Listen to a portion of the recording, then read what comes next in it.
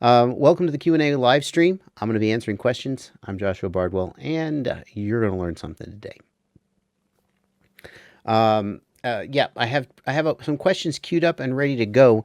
But one of the questions that you might be wondering is, where have I been? I haven't been doing very many live streams lately. I used to do a lot more of them, and starting around the beginning of the year, I kind of dropped off. And the reason for that is that, as you can tell from the number of videos that I've been shooting from hotel rooms, I've been traveling a lot for work. Work has really been keeping me busy. So I just haven't had a lot of energy for live streaming. But lately, the urge has hit me again, and I thought, well, I'll do a live stream tonight. So let's just get started. And one of the first questions is from Michael Hackney, who says, there's lots of discussion on PID tuning, but as a newcomer, how do I know that my quadcopter could be more optimally tuned? I'm very familiar with PIDs for like 3D printer temperature control. It's very easy to determine that PIDs need adjusting based on temperature versus time curve. It should be very flat. Pardon me. But what about, is that what we should be doing with our quads? And this is a really good question. The thing with quads is that there is no like flat line that you're trying to tune to. So if you've got a 3D printer with a temperature controlled nozzle, and you know that it needs to be at a certain temperature, then it needs to be at that temperature, and any variation from that temperature is wrong. And so you tune the PID algorithm to make it hit that exact temperature and stay there, and that's really what you want. But with a quad, it's very subjective what kind of a feel you want from it. It's at least a little bit subjective. So there's no such thing as a right or wrong PIDs. There's a sort of wide tuning envelope where the quadcopter is flying pretty good, but maybe you would like it to fly a little bit different. Who knows? We could say that there are certainly things that are bad, like if you have, P-term oscillations or lots of prop wash oscillation, or if you punch the throttle and the quad pitches forward or something like that, then those are objectively bad things that you would want to try to fix. But there's a relatively wide envelope where nothing objectively bad is happening, and yet you might like the quad to fly a little bit differently. So with quadcopters, you need to play with the PIDs a little bit, and I think especially play with the P term, which will change how sharp the quadcopter feels like it's flying. Once you get rid of all the objectively bad things, you can sort of work within an envelope to see how you like it to fly. So, yes, that is Knob Creek Rye whiskey. Yep, that is what we're drinking tonight. Since people are always wonder what I'm drinking. Iced tea. Iced tea, of course it's live. Are you kidding me? What do you think I've recorded this? Give me a break. So that's what I would say about PID tuning. You can't look at black box and just say, well, these lines are going up and down, this is a bad tune. You have to tune by feel. And that's one reason why you guys have seen me doing less PID tuning videos, because the default PIDs have gotten so freaking good that you get a pretty decent tune with few bad things right out of the box. I'm probably going to do a few more now that 3.2 is out, because 3.2 adds a lot to the mix. But the basic way you go about PID tuning is, number one, you get rid of all the bad things, like you want it to hold the nose when you punch the throttle, and you don't want too much oscillation. And then once you've got that, it's sort of up to you to play around with the PIDs and see what you like to feel. You might like a different type of feel.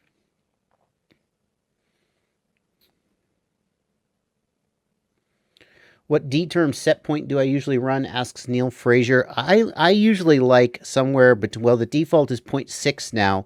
I usually like it closer to 1.0. I don't really want like the ultra sharp response you get from the higher set point weights, because then every little stick movement is reflected in the quad, and especially because I'm a freestyle flyer, I don't really want that. I think that the set point transition actually is very interesting to play with, and I usually run a relatively high set point transition. And what set point transition does is it gives you a high set point weight when you deflect the stick, so you get a very sharp response and very immediate response, but then it lowers the set point weight when the stick returns to center, so you get a smooth stop, and I think that's a really good way to go about it. Next question is Yorick FPV asks, in Betaflight 3.2, if you enable the dynamic filter, do you have to disable notches and change to PT1 and etc.? So Betaflight 3.2 has added the dynamic filter, and it is a dynamic notch filter. So I've got a video that talks about what a notch filter is and how to tune it. A notch filter basically, so we've got low pass filters, which essentially roll off the high end of the spectrum. You want to think about that like it's like taking the treble out of your music, so you only hear the bass. That's really exactly what it's like. And that's fine, but the low pass filters we use are not, and they're not enough to get rid of the high frequency noise from the motors and let the PID loop do its job. So notch filters are like taking a V-shaped slice out of the spectrum, and they can be very, very well focused on specific frequencies. Your motors are spinning at very specific frequencies, and a notch filter is perfect for cutting that out. Here's the problem with notch filters, though, is it can be difficult to tune them. First of all, most people are not going to pull out black box and look at the spectrum and tune the notch filter. But the other thing is that the more specifically you tune the notch filter, the better it works. But then the minute your motors change speed or you break a prop, now your frequency spectrum is different, and suddenly your notch filter that was perfect is now completely wrong.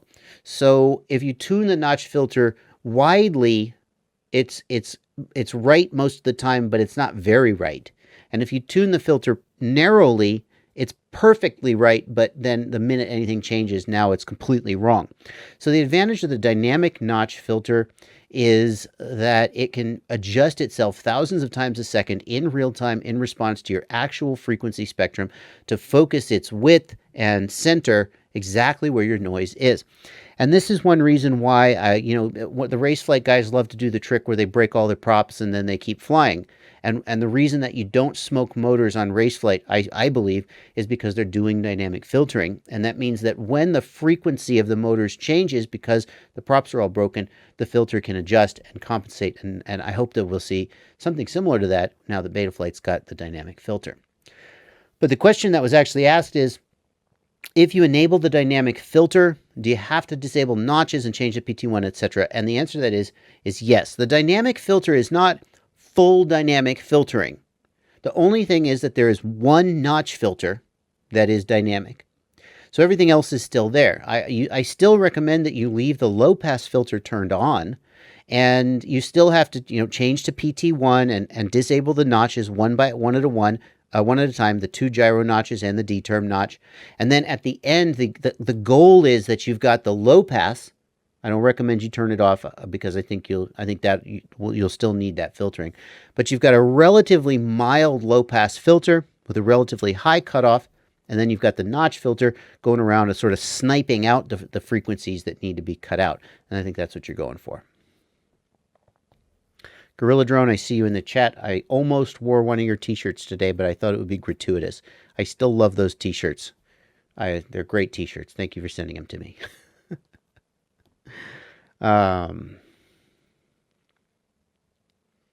Let's see. Yeah, Betaflight is on, I think, RC3 right now. Release candidate 3. Zach Johnson, I don't know what you're talking about with buy a better prop balancer, but if you're running 5-inch or 6-inch props, in my opinion, you shouldn't be balancing them because they should just be balanced good enough out of the factory that you don't need to balance them. If you need to balance them to get things, I think something else is wrong with your setup.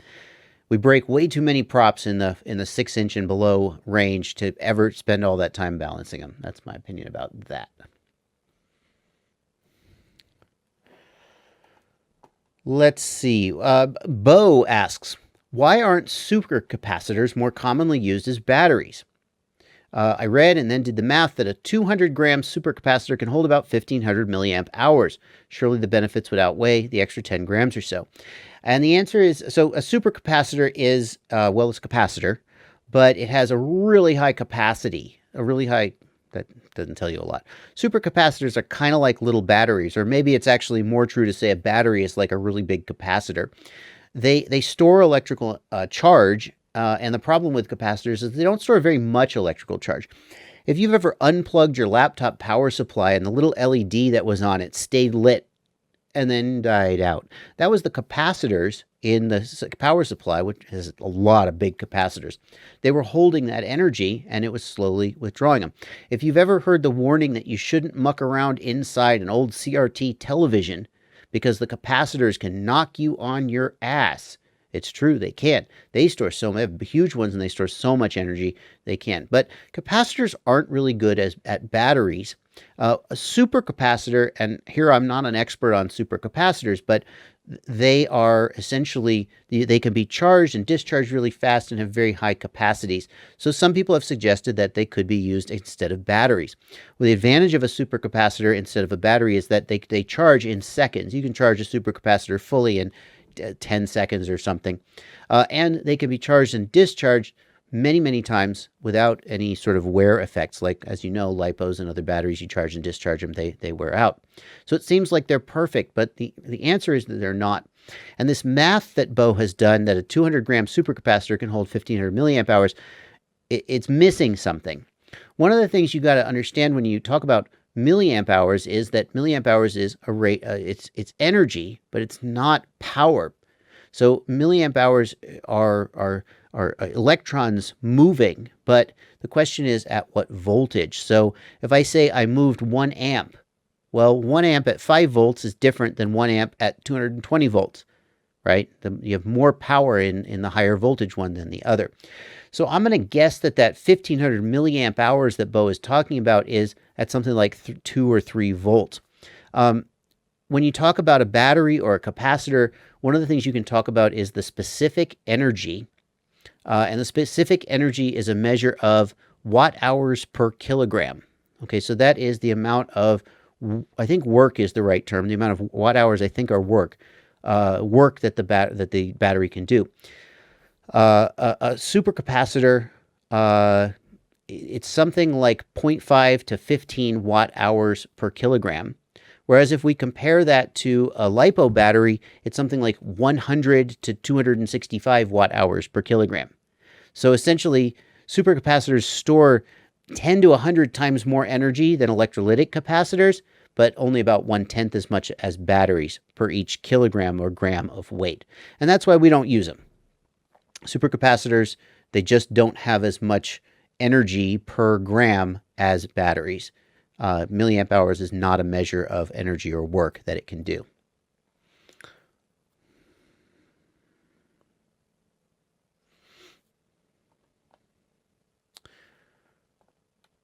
Let's see.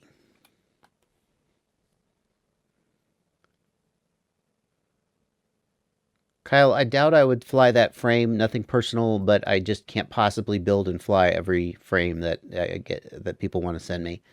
But I appreciate the offer.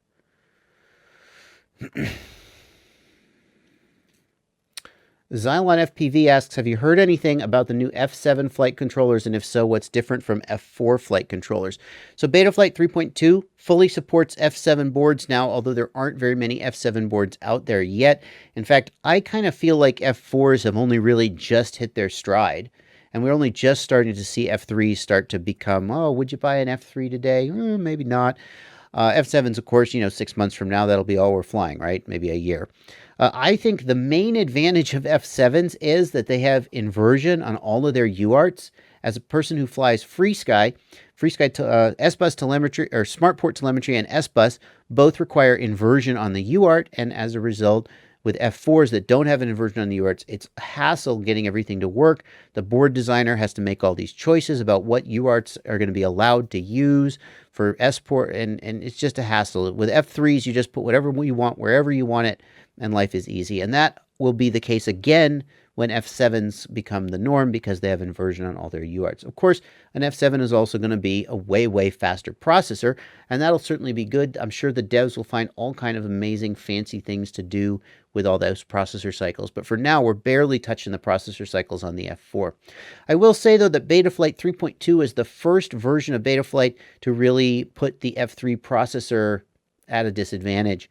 If you're running the dynamic filter on an F3 processor, you can't run 8K PID loop anymore. It just can't keep up.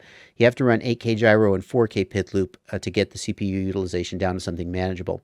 The devs also say that they're running out of program memory, flash storage space on the F3, and they're starting to have to leave features out. And that, of course, was what was the death knell for the F1, is that it just didn't have enough memory, and they were having to custom cut GPS out and soft serial out, just remove all these features. And the F3 is starting to get there. So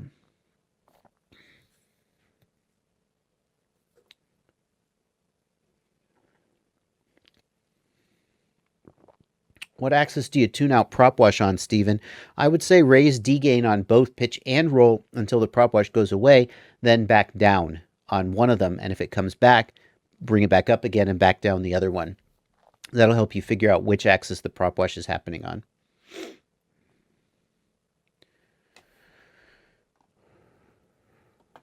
Why? Mayday asks, why don't video transmitters and receivers have a bind process to avoid all this stuffing about with channels?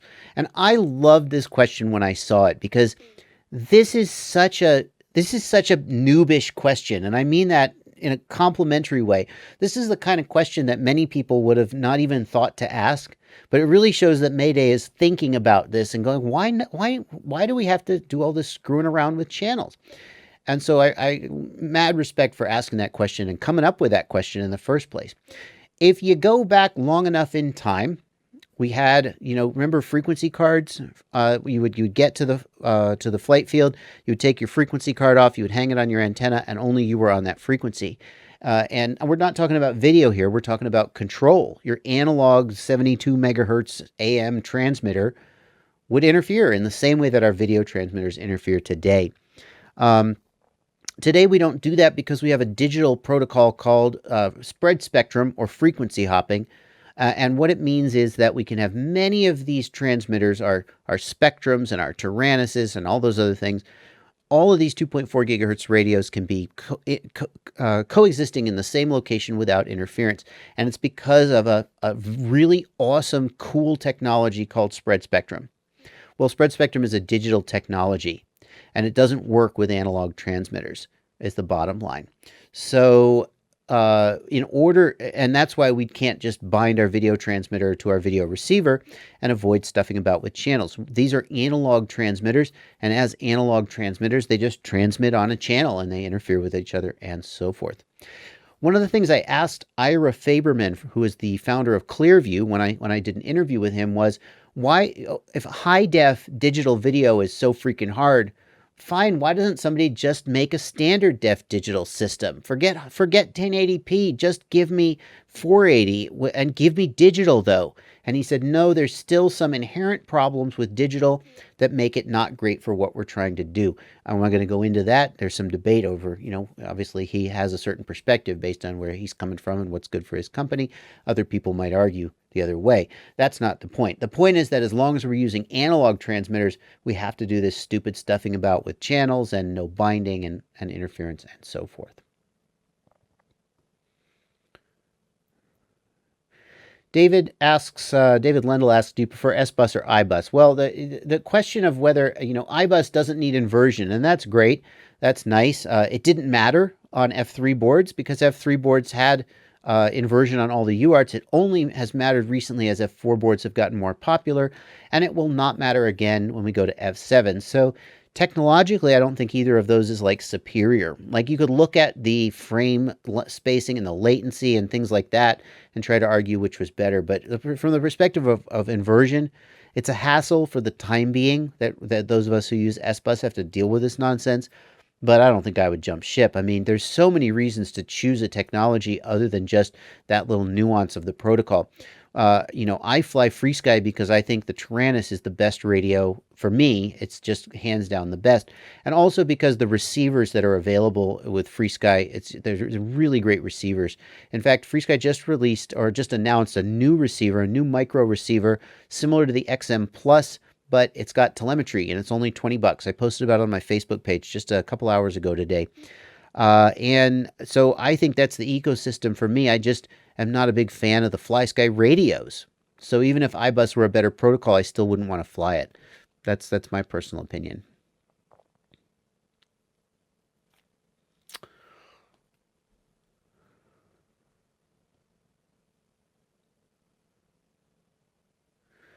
Slarty asks, my drone would fly, and then all of a sudden it would stop responding to what I did on my transmitter. It would still disarm. Is this a flight controller issue or a receiver issue? That's tough. Usually when a quad stops responding to what you do on the transmitter, it's gone into failsafe. and that usually means you have either an issue with your radio link or you have an issue with the signal wire or power to the receiver, or maybe the receiver is damaged. But if it still disarms, then in theory it is receiving your signals. If it disarms on cue, I would want to make sure that it wasn't actually just fail-safing and disarming itself by coincidence when you flip the switch. But the bottom line is, go to the receiver tab and move your sticks around and see if the sticks are moving in the receiver tab. I'm not sure what could cause just the control channels to lock out, but not the disarm aux channel. That's a tough one. Kent Boehm asks, bug tried to fly at my ear. Sorry. Kent Boehm asks, would love to hear your thoughts on 5S, Joshua. Have you flown 5S? Did you like it? Perceived downsides? Do you think there will be a move towards 5S in general? What about tuning for 5S? I have flown 5S a little bit. I flew, if you watch my race day recap video, my most recent one, I flew a 5S build. It was built by a local pilot. I'll shout out his name because he's a hell of a builder. His name's Nathan Adkins, and he built this 5S quad for another local pilot. It is a 6-inch Chameleon on 5S batteries, 5S the Llama batteries from Rebel. It's got T-Motor F80, 2200 kV motors. I think it's got HQ 6045 props, and it's a monster. I swear this thing breaks 100 miles an hour easy. I mean, I hesitate to guess how fast it was going because I don't have a speed gun, and it's easy to be like, oh yeah, it broke 100 miles an hour. But this thing was terrifyingly fast and shook the freaking hills with its motors when it flew by. It was an absolute beast. But here's the thing about it, and I didn't talk about this in the race day recap video. It handled so damn good.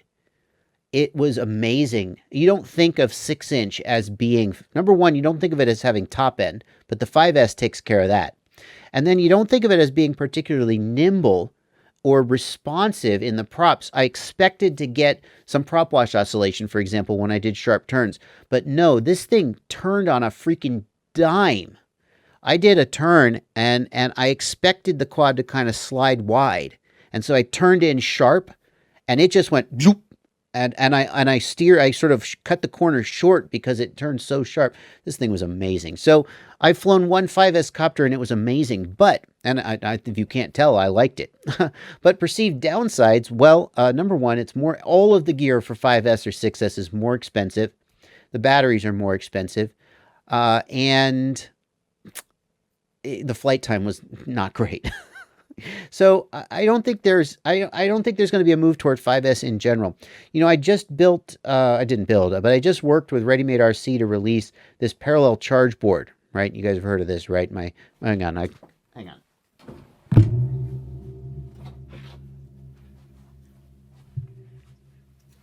How could I not plug it, right? Here's my parallel charge board, Strix. The kicker about it is it's all 4S. So you get 10 of them on the board at once. And it's only $25, so it's a great value, and it's also, I think it's safer because you can't plug in the wrong battery, right?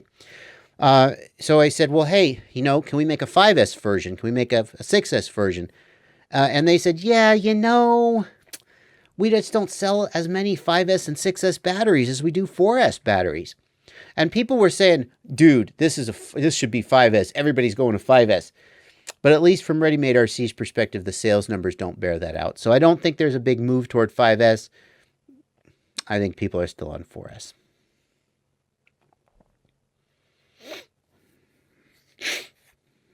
Aaron Cordell, why does a quad oscillate when using like a 5S battery instead of a 4S battery? Well, because the motors have more power and therefore you need lower gains. When you tune for 5S, you need lower gains than for 4S because the motors are more powerful.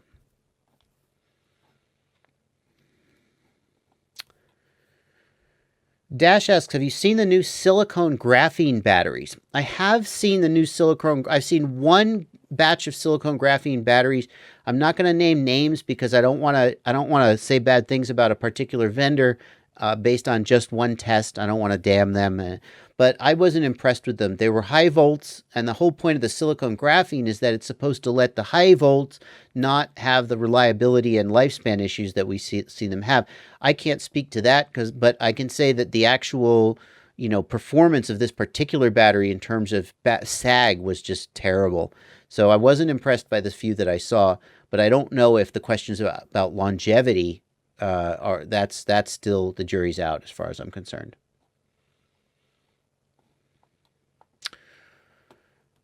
Let's see. Eddie Mavsky asks about nose dip on throttle punch and cut. So, well, and he's got actually a GitHub issue open where he's talking about this, but the basic issue that he's talking about is where you punch the throttle and the nose dips, and you cut the throttle and the nose pitches back, or vice versa, but usually it's one of those two. Sometimes you also get yaw. You'll punch the throttle and the copter will yaw to the left and stay there. These things, in my opinion, now that we have anti-gravity gain. Anti-gravity gain is specifically designed to solve that exact issue, where you punch or cut the throttle and the quadcopter moves, either pitches or yaws or rolls, but not usually roll. It just doesn't usually happen.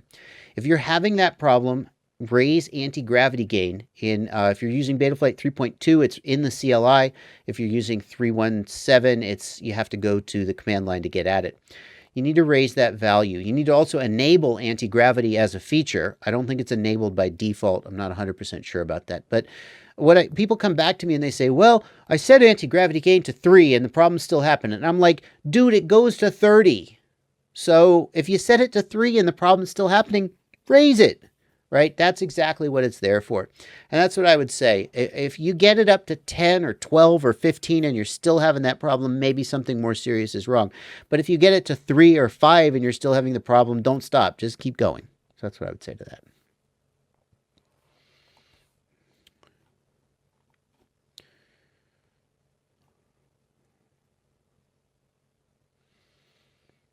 Am I going to try a diversity module for the Attitude V4s? Asks Johnny Van FPV. I'm not sure what you mean. I mean, you can you could try to like shoehorn a diversity module in there. I tried putting them in there and they didn't really fit. They just rubbed against the top. Now you could stick one in there, but I mean, I don't know what you would gain from putting a diversity module in the Attitude V4s. Right? It's just a goggle and you put a module in it. So not sure what's new there. Spoon FPV, I like the Knob Creek. Knob Creek is currently the whiskey that I'm drinking. I mean, currently, not just this exact minute, but in general, that's the one I'm going for. So,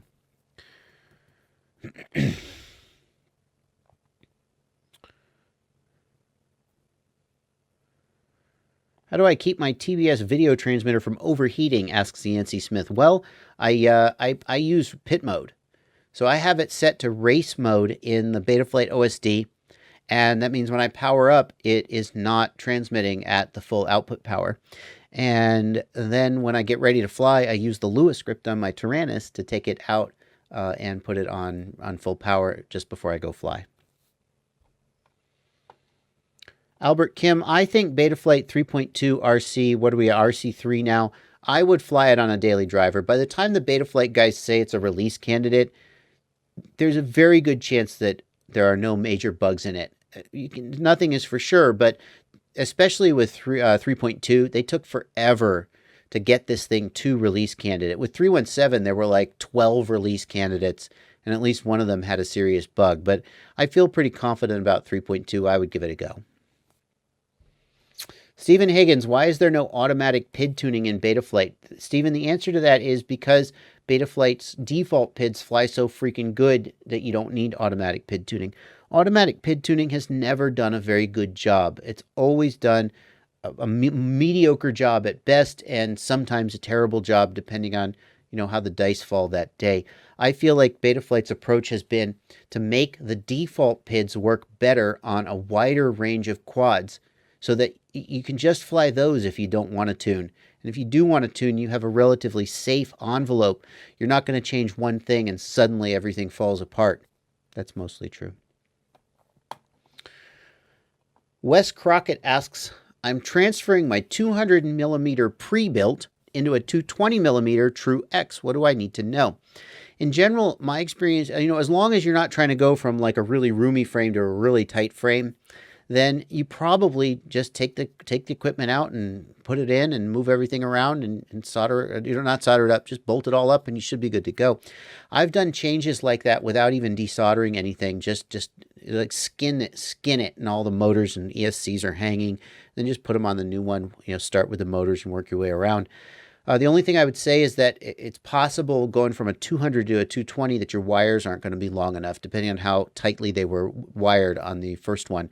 If you don't have enough slack, you may have to get yourself some new wires. Get yourself some 20 gauge silicon wire for the ESC power wires or whatever. You may need to do that.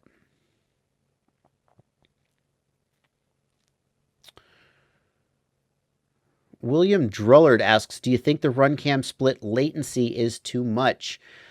I know that the run cam split latency is too much for some pilots. I am able to fly it and don't feel any major negative effects, but I'm not a real Twitch pilot anyway, and I'm certainly not a high-end racer. I believe pilots like Paul Nurkala when he says that the latency is too high for him to race on. I don't think he's just imagining that. So that's what I would say about that.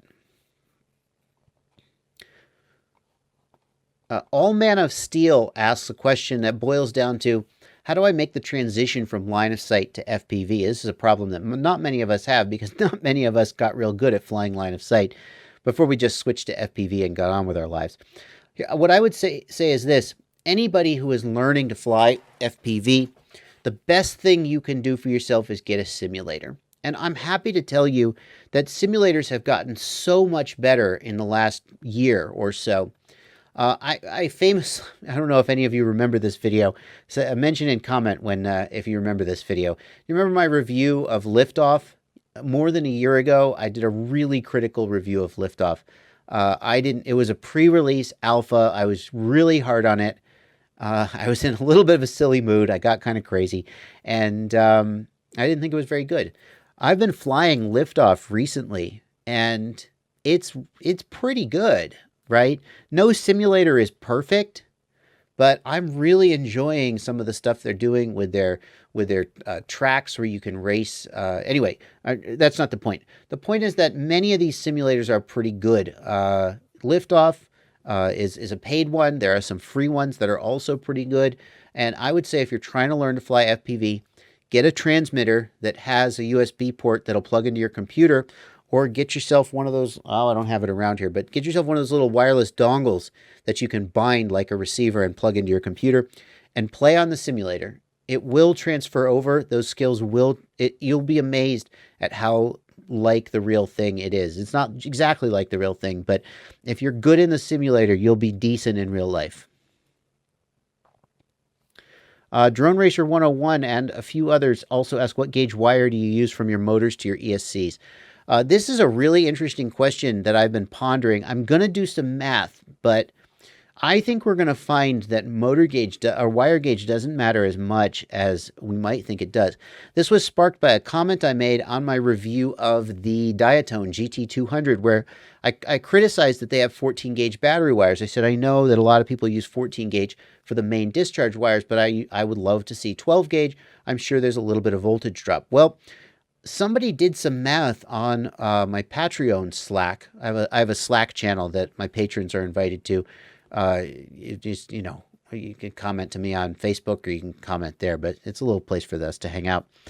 And they did some math, and the voltage drop over like a 6-inch silicone wire between 14 gauge and 12 gauges, I don't remember the numbers and I want to rerun them. The problem is I'm not 100% sure what the resistance of the wire is, but the voltage drop is actually completely negligible. So as to what gauge of wire I use, I think I would have said 12 gauge for your main battery lead, but I might actually just say 14 gauge today. And for the ESCs, hold on, I'll tell you. I think it's 20.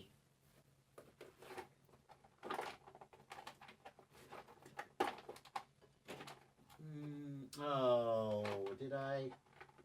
Here it is. No. I'm pretty sure it's 20. Yep, here it is. Hang on. Nope, it's 18. It's 18. Okay. So for ESCs, I use 18. For batteries, I use 14. And the reason for that is because that's what the manufacturers put on them, so I assume it must be good enough.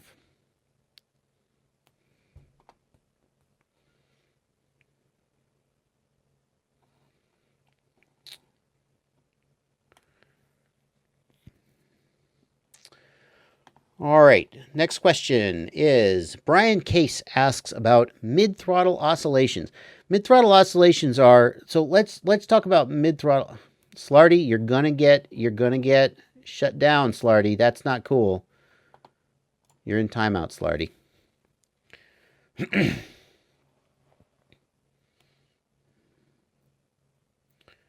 Spoon FPV says that he did the calculations and came up with 14 to 16 AWG was like 1 volt of drop for 6 inches of wire. And of course, that would be way too much. 1 volt is a lot. I wonder where you got your resistance values, though, because silicon wire is very low resistance. So maybe we'll talk more about that offline and see what we can come up with. Okay, Brian Case asks about mid-throttle oscillations. Here's the thing about mid-throttle oscillations. It makes sense that with high throttle oscillations that you throttle up, the motors spin faster and get more energetic, and then you get lots more oscillations, right? That makes sense. Why is it mid-throttle oscillations show up when you throttle up and then go away when you throttle up higher? And the answer is resonance. You ever had a tire on your car that was off balance? And so if you went exactly like 57 miles an hour, it was really bad. But if you sped up, then it wasn't bad. Resonance. Okay, so you can get resonance at certain frequencies where you get a lot of really bad vibration just at that frequency. And what's happening, I think, with mid-throttle oscillations is that your frame has a natural resonant frequency, and the mid-throttle oscillations occur when the motors sort of hit that frequency. And then when you throttle up, it goes away from that frequency and it goes away.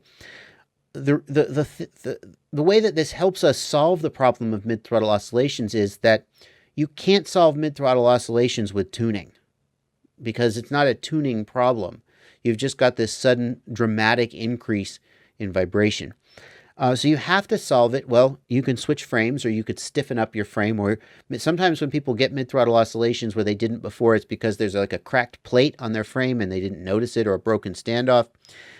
But the number one thing you can do to fix mid-throttle oscillations is to soft mount your flight controller. And if you're not soft mounting it, that's what you should do. And then if you soft mount your flight controller and you still have mid-throttle oscillations, some people have solved it by adding a capacitor.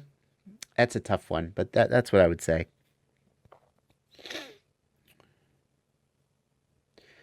Hatfield CW asks, can you help me understand the difference or relationship between TPA and anti-gravity? That's a really good question. It's actually come up several times before, so I know you're not the only one who's having them. Both TPA and anti-gravity adjust the PIDs in response to things that are happening externally. What TPA does is it reduces your P and your D gain when the throttle is high. Okay? What anti-gravity does is it boosts your I gain when the throttle moves quickly in any direction. So P and D, TPA reduces P and D when the throttle is high. You raise the throttle, you leave it there. TPA is decreasing the P and D gain as long as your throttle is up there. But anti-gravity responds to the throttle's quick movement regardless of where it is or which direction it's going by boosting the I term to stabilize the quad. That's the difference between those.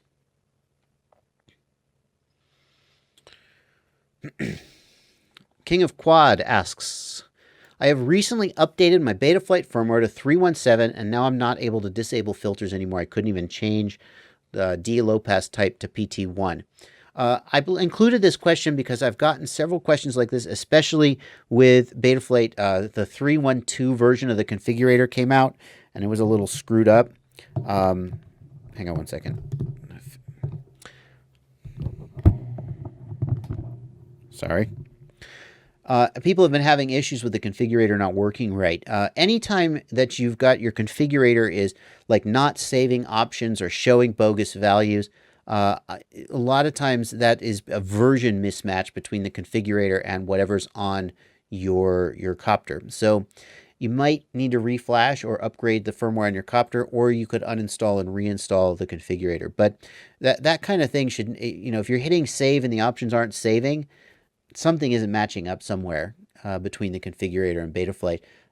You should always be able to go to the CLI and adjust from the CLI, though. That should never be an issue. Lil J FPV is asking, can I please explain set point weight? So I have a video about set point weight. The video is Betaflight 2DOF a PID controller. But if you just search for Joshua Bardwell set point weight, you'll probably find it. It's a little bit of a complicated topic. It's a little bit hard to explain. I'll definitely, when I put this video up on the channel afterwards, I'll put the recording up. I'll definitely put a link to that video in the description if I remember. Reimer023 asks, I think batteries are the bottleneck for quads right now. Do you know of any significant advances in batteries that will impact the hobby soon? If not, what will it take to help battery technology along? I included this question because I often hear people say, man, if only somebody would make a better battery. Geez. As if that's like, yeah, why isn't anybody doing that? Well, there's this guy, his name is Elon Musk, and he wants to go to Mars. Well, one of the things he wants to do is make better batteries. And he hasn't come up with, if people are trying really hard to make better batteries, and it's not easy. First of all, lipos are amazing. If you remember what it was like to fly with nickel batteries, geez, lipos, so much power in such a tiny package. So let's not take for granted what we've got. They're incredible. And so getting something better than a lipo is actually really hard because lipos are right at the edge of what we can do. And don't think that people aren't trying. The person who makes a battery with 20% more energy density than a lipo, commercially viable, is going to be so rich. Well, the company they work for and who owns the patent is going to be so rich. This is like a holy grail, and lots of people are working on it. So don't think that they aren't. But for now, we just have to use, if you're using, the single thing, I'll tell you the answer. You know what you can do to get a better battery right now? Spend $45 a battery on a freaking Tattoo R-Line or an Adrenaline 1600. Oh, you don't want to spend $45 a battery, do you? There you go. Those batteries are, and not just those, but the really good batteries that are worth 40 or $45 more than like the cheap batteries, they're twice as good as those cheap batteries. So if you want better batteries, go buy better batteries. They're out there. That's what I would say.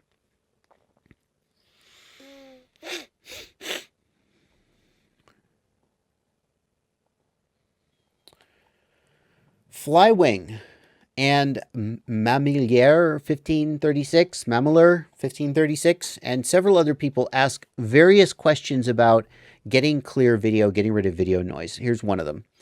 I'm using an Omnibus HGLRC F4 V5 Pro flight controller with integrated VTX. So this is the HGLRC flight controllers that have the VTX built in, and I'm still getting noise in my video feed. The noise changes with the amount of thrust I'm applying. And I want to put a filter on it, but because the HGLRC is an all-in-one board, there's where do you even put the filter?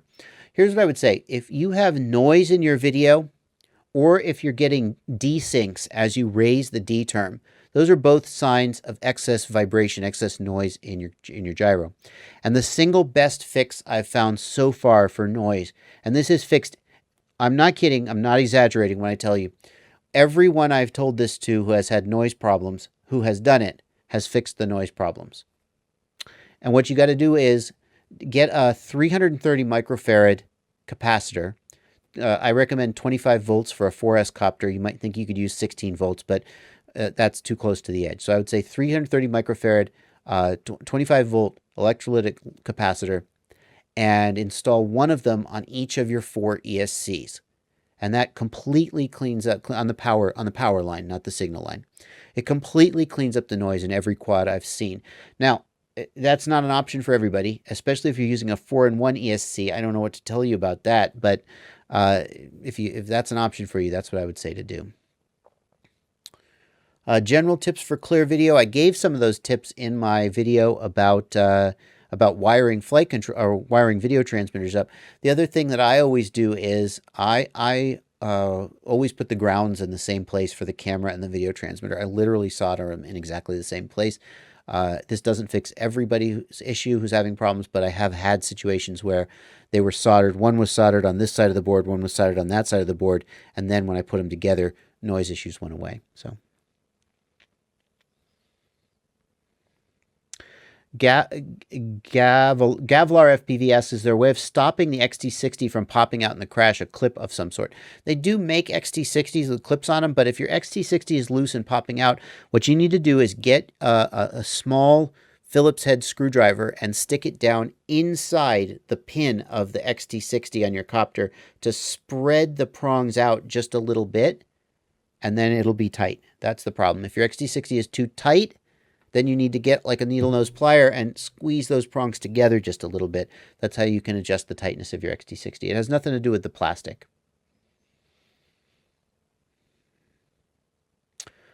What's the best charger with built-in power supply to use with your charging board? I don't know the answer to that. I'm going to tell you the ISDT. ISDT has a new 2-channel charger. It's 300 watts. I think it's 300 watts flat, not 300 watts per channel.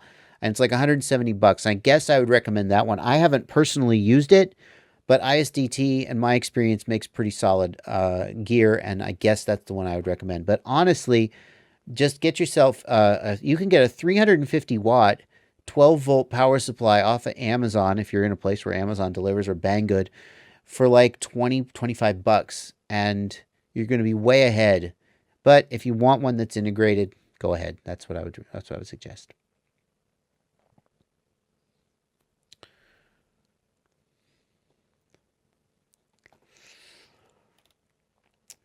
Zoltan Horvath asks, what is an appropriate power level and frequency selection strategy when there are other pilots in the area just doing fun flying, not formal racing?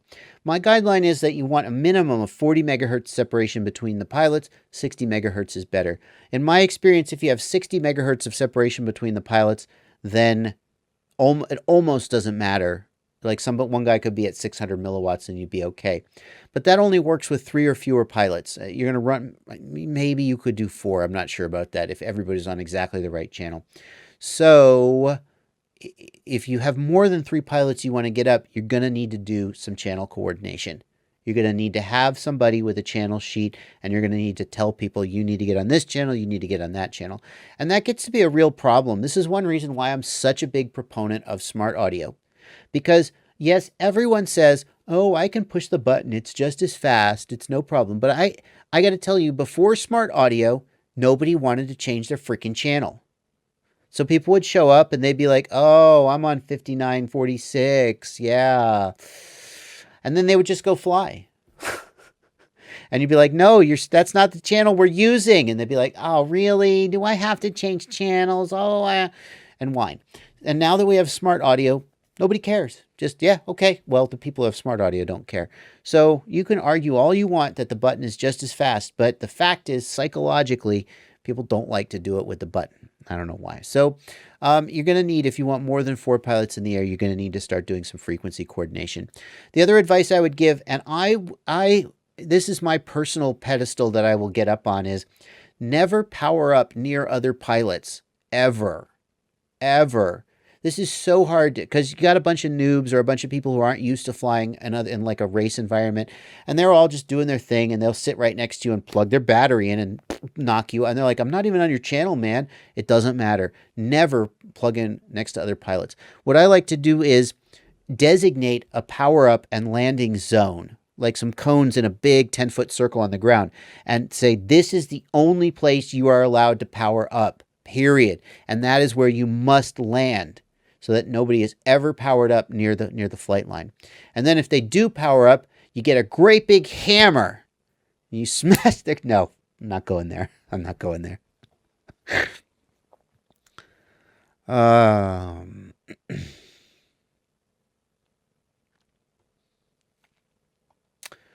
Rotor Village, I don't know anything about the Betaflight F4. All we really know about it, as far as I know, is that there's a target called Betaflight F4. That's all we know. You know what? It's not true. I do know something about it, but I can't tell you. I might know. I might be misremembering. Never mind.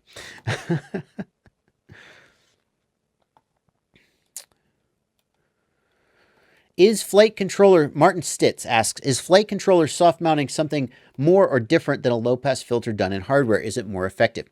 Martin, that's a deeper question than maybe you realize. The same things that happen when we use a soft filter also happen when we use physical filtering. So it's a known fact that soft filters cause delay. They cause phase delay as they do their filtering. But people are sometimes surprised to learn that physical filtering medium, like a sheet of rubber or foam, cause the exact same types of delay. There's a thing called a transfer function, which describes how the frequencies are affected as they move through a filter. And you could measure and define the transfer function of a physical medium exactly like you could measure or define the transfer function of a mathematical function. So in that sense, soft filters and soft mounting with foam and low pass filters in hardware are done exactly the same thing. But there is one difference, and there's one reason why flight controller soft mounting can do something that soft filters in software can never do. So the gyro is a mechanical device. It's MEMS is what it's called, micro electromechanical systems. And essentially the gyro has a little thing that sticks out and wiggles. And as it wiggles, it's like a wire, I think. It's actually maybe a micro wire. Anyway, I clearly don't know what I'm talking about.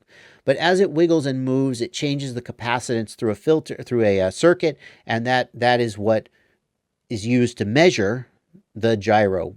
Okay? Well, that little physical thing, if it's subjected to extreme vibration, it can exceed its rated tolerances, and it can give us bad data. Hang on, I'm going to sneeze. Pardon me. And that's what happens when we get gyro glitches. So you're flying and suddenly the copter goes twitch, twitch, right? These gyro glitches are us exceeding the physical constraints of the gyro itself. And soft filtering in the software can't solve that because that's a physical thing that's happening to the gyro. You can't then just filter that out. So soft mounting the flight controller prevents that from ever happening. And that's why I think soft mounting the flight controller is so important if you're getting any kind of vibration issues, because it prevents the gyro itself from exceeding its physical limits, which you can't fix with software. Any idea on making a quad using Arduino? Well, yeah, like 6 years ago, that was MultiWii, right? Now we've moved on. So the answer to that is no. We've moved on from that. Yeah, Spoon FPV asks, does anybody want to know my opinion about the famous hammer smashing incident? I wasn't there. Some people are like, you're giving the hobby a bad name. And other people are like, you weren't there. And I'm like, I wasn't there. I don't know. If I were there and somebody, it really annoys me when somebody blasts me out of the air. I've been known to bark at some of the guys at the local club when I get knocked out of the air. In fact, I've done it. I've actually had to apologize because I got knocked out of the air and it wasn't, the guy's fault. And I was just so knee-jerk, like, hey, you powered up on, And of course, I've done it too. And I feel like shit when I do it. But, that's why I hate it so much. That's why I'm such a fanatic about not doing it to other people. So if I got knocked out of the air and if I lost my quad, man, I'd be mad.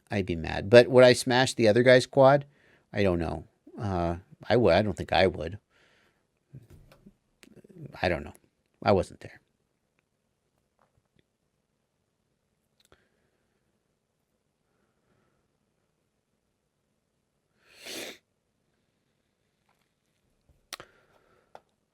Alstunner96 asks, why do you discharge your lipos to 3.7 volts per cell? Isn't that only storage voltage? So what he's talking about there is that I stop flying when I'm sagging to about 14 volts, and the batteries recover to about 15 volts. And the answer is I stop because when I'm sagging below 14 volts, I think I'm damaging the batteries. I know that you're supposed to be able to discharge a LiPo down to 3.2 volts per cell or something like that. But once you get below about 3.7, there's so much sag that it's not really usable. You'll hit the throttle and the copter will just kind of drop out of the air. So I feel like below about, I mean, if I were really pushing it like I was in a race and I wanted to get one more lap in, I mean, I would just fly it out. And I'll bet that down at like 13.6, 13.5 volts, it would still be pretty usable. I've damaged some batteries before by flying them down to like 12 volts and it wasn't great, but I mean, the battery was not happy about it, but the quad did fly. But I feel like for maximum length from the batteries, stopping at around 3.7 or 14 volts is a good place to stop. But storage voltage is depending on who you ask, it's between 3.8 and 3.84. So if you're storing your batteries at 3.7, I don't think that's right. Every charger I've got, if you run the storage program, it charges to either 3.80 or 3.84, depending on which charger it is. So I'm pretty sure that 3.7 is not storage voltage. There we go. Shane Hale. If our motors act like car alternators or generators is what they really are, not alternators, could we not somehow harness that power and recharge our batteries? Yes, in fact, you can. If you hold your quadcopter out the window of your car while you're driving 60 miles an hour, the props will spin and create reverse voltage. And if the circuit was made right, you could recharge the battery. But personally, I'm just going to plug it into my battery charger. You know, there you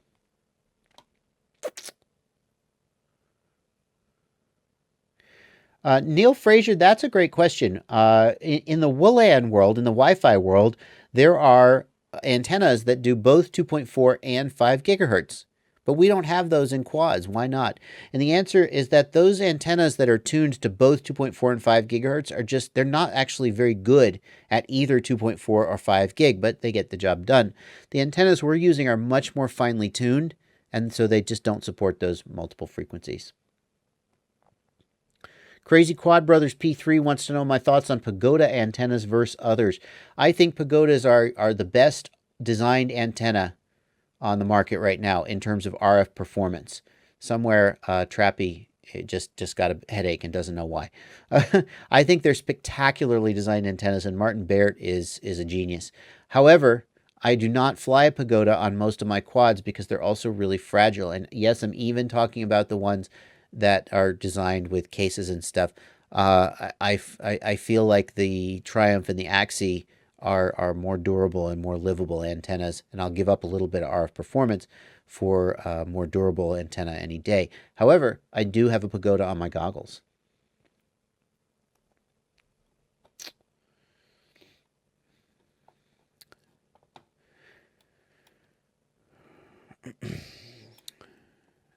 Jeremiah Daniel Davis asks about desyncs. What is a desync, and why is it that every time I have any little problem, someone says it's a desync? Is there really any such thing as a desync? Yeah. So a desync, specifically a desync refers to the ESC. Well, I'm sure an actual motor person is going to think I got this wrong, but I'll give you my answer. It's when the ESC misreads or misunderstands the position of the rotor, and therefore pushes, like the rotor is spinning and there are magnets in the rotor, and the ESC is using a thing called back EMF to measure the position of the rotor relative to the stator poles. And as the motor comes up, the ESC causes the current to flow in such a way that it sucks the magnet towards the pole, and then it slingshots it past and pushes it away again. And that requires very, very precise timing because, of course, this is happening at 35,000 RPMs, right? So it's really amazing that it all works. And a desync occurs when the ESC misjudges the position of the rotor in some way, the bell, that's the rotor, and it pushes when it should have pulled, or it pulls when it should have pushes, and the motor, and then the ESC loses back EMF and it can't push the motor right, and the motor stops spinning or twitches.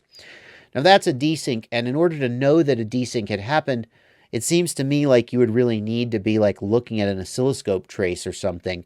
People use the term desync generically to just mean that a motor stopped pushing, right? Anytime, I mean, you could have a damaged motor and it's got a burnt trace and it shorts out, and the copter, anytime the copter goes and falls out of the air, people say, oh, you had a desync. So that's just what they mean. There are desync, quote unquote, does happen. Whether it's a literal desync or just a generic use of the term it just means your copter stopped making thrust.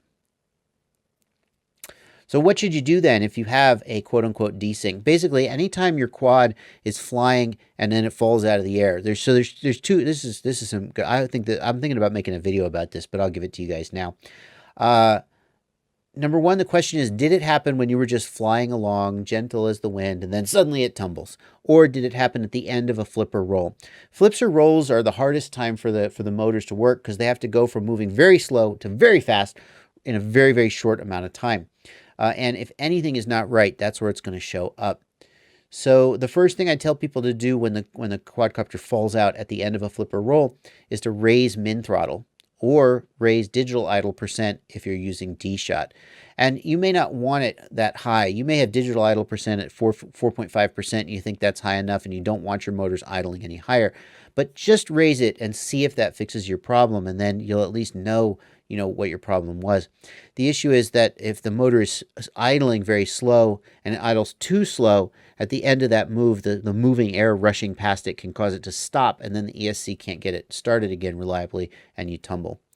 If raising min throttle or digital idle percent, if you're using D-shot, doesn't fix it, then it's probably, it's usually something mechanical. The thing is, our ESCs and our motors are so freaking good today that the days when you might have to adjust timing or any of that stuff to prevent desyncs, you may be able to change the performance of the motor, but it should basically just keep spinning under almost every condition unless it's physically damaged. So I would say that maybe your min throttle or your digital idle percent is too low, and if you raise it, you'll fix it. But other than that, you got to start looking. And people come, and here's the other thing.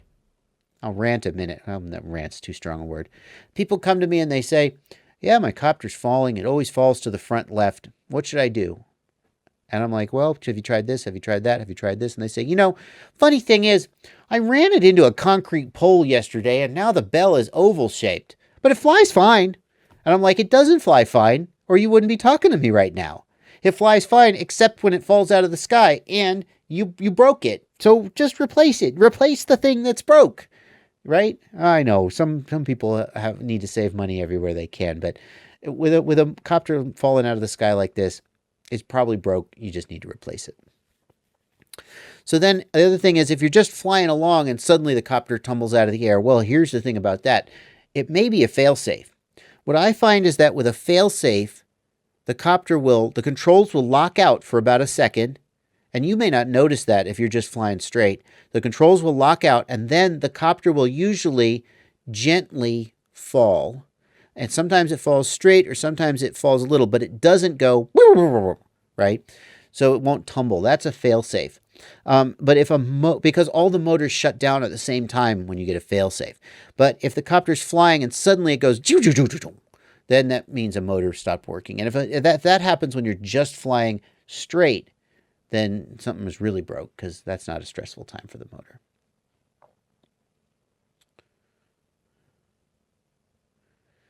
What can cause one motor not to spin when you arm, but when you unplug and replug it works fine? What could cause a motor not to spin? Well, min throttle too low, right? It may just be low enough that it doesn't start spinning when you first arm. You may have an issue with the ESC. May be damaged and it's not receiving the signal reliably. That's a tough one.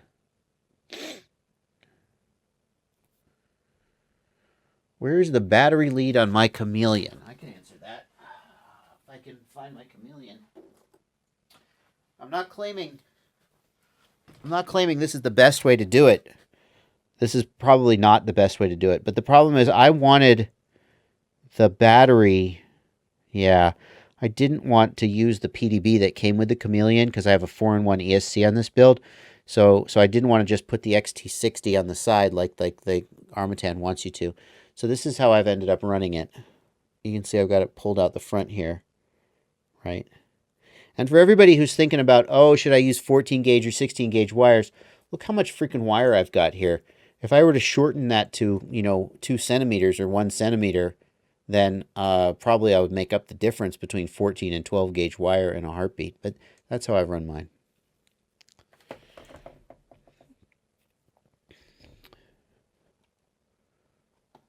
Why is one of my brand new ESCs getting warm and that motor's wigging out?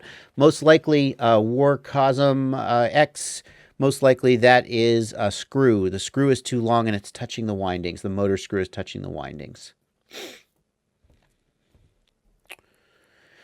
Ceramic motor bearings, asks Freddy735. Is there an advantage or is it a gimmick? Like the Schizo motors have ceramic bearings. It is not a gimmick. There is an advantage. They're much smoother than metal bearings. The problem is that ceramic bearings fail catastrophically. So with a steel bearing, as it starts to take damage, the motor will get grumbly and grindy, but it'll still spin. Ceramic bearings, they essentially shatter, right? It's ceramic, right? Think about what happens if you drop a plate.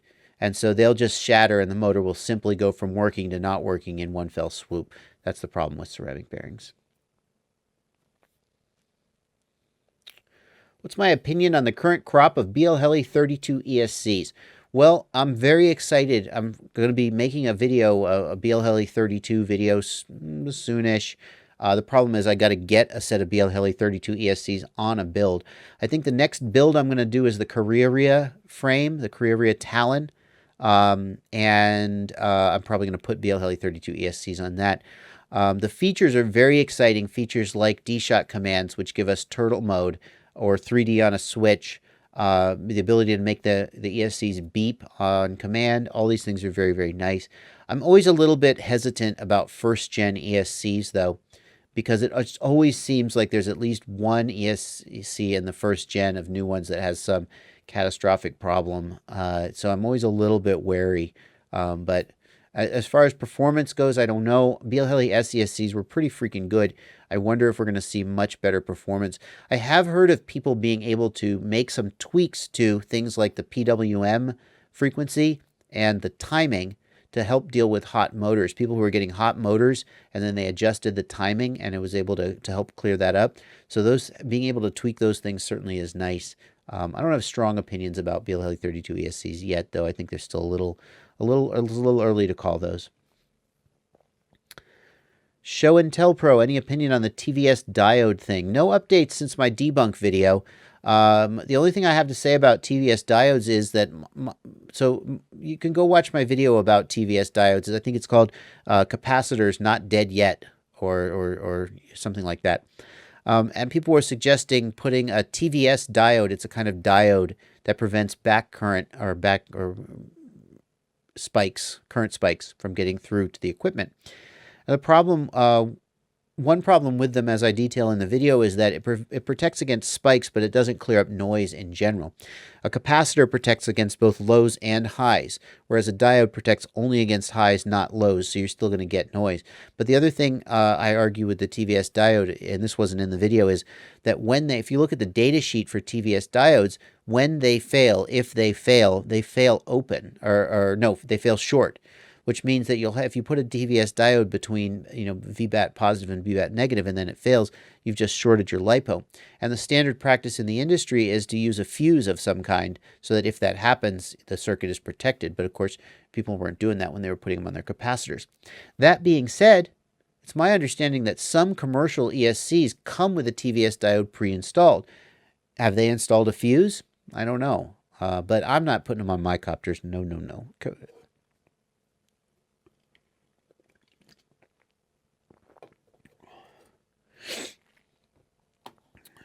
Black Hole asks about biquad versus PT1 filters. So there's this talk in Betaflight that you should change your filter. The default is biquad, and you should change it to PT1 for better prop wash handling. But what really is the difference between them? So both of those are low-pass filters. They're different types of low-pass filter. And as I said earlier, a low-pass filter is like turning down the treble on your music. The difference between biquad and PT1 is just the steepness of the slope. So I believe that PT1 is 6 dB per octave, and biquad is, I think, 12 dB per octave. So you get more attenuation of the high frequencies, but biquad has more latency. So that's the difference. We're concerned about the latency because we're concerned about getting outputs to the motors as fast as possible. So the motor is responding to what's happening now, not what was happening a few milliseconds or microseconds or Probably not microseconds, that's a little too far. But the more delay there is, if there's 20 milliseconds or 30 milliseconds of delay between the gyro read and the motor output, that's going to affect handling in fast changing aerodynamic situations like prop wash.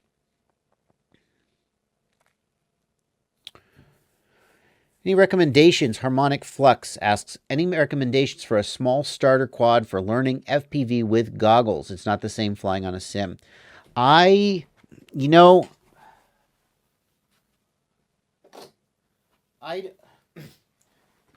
don't know if this is the perfect answer, but this is the answer I'm going to give. I have had so much fun with the Baby Hawk. It's reasonably durable. It flies a lot like a bigger quad. Not in that it's slow or anything, but I mean, it's not as fast as a big quad, but it handles a lot like a bigger one. It's really fun to fly. It's a little, I don't recommend that a noob learn to fly this in his house, but the question that you really have to ask about the Baby Hawk is that you could buy a cheap 5-inch quad for the price of the Baby Hawk. Would you be better off doing that? And I'm not sure about the answer to that, but if you're looking for a small quad to learn on and you don't want to learn on the sim, this is the one I'd recommend, is the Emax Baby Hawk.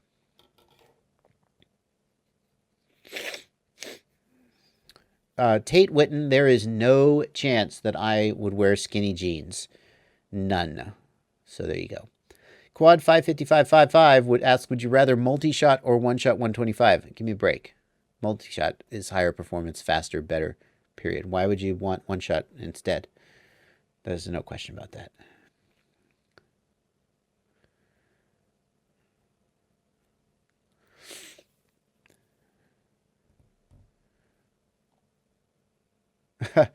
Fred Damstra says Baby Hawk sellout in 543. If you're going to go buy a Baby Hawk based on my recommendation, do me a favor and use the affiliate link in my Baby Hawk video so I get a little bit of credit for that. Yeah.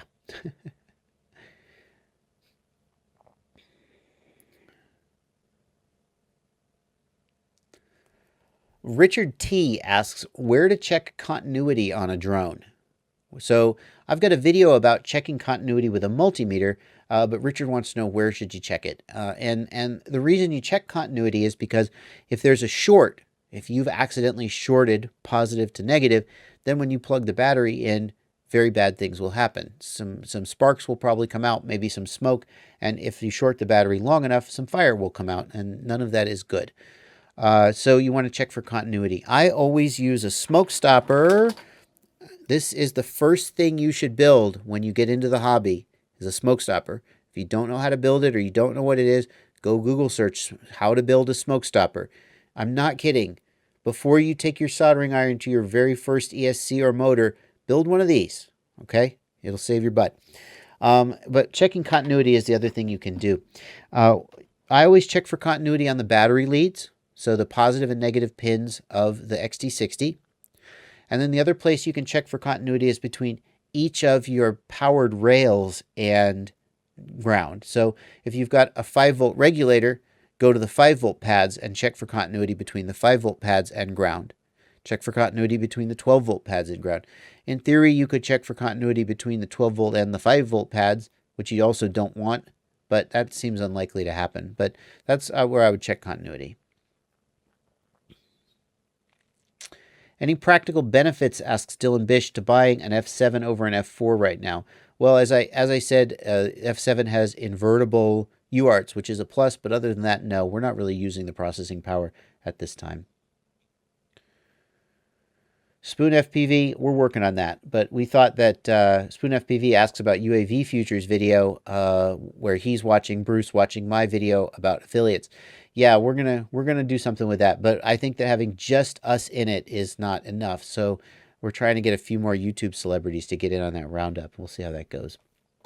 Speaking of Stu from UAV Futures, Stu actually submitted a question. I hoped to have him on to ask the question himself as a surprise guest star, but he was not able to make it based on the timing of where he is and where we are. He asks, what can the everyday pilot do to help grow the hobby and share the joy of FPV with as many people as possible? What should we avoid? That's a little bit of a loaded question, but I think it's a question worth asking. what can the everyday pilot do to help grow the hobby and share the joy of FPV? And the answer to that, in my opinion, is ride-alongs, right? When you're out flying, be able to have a spare set of goggles or a spare screen so people can see what you're doing.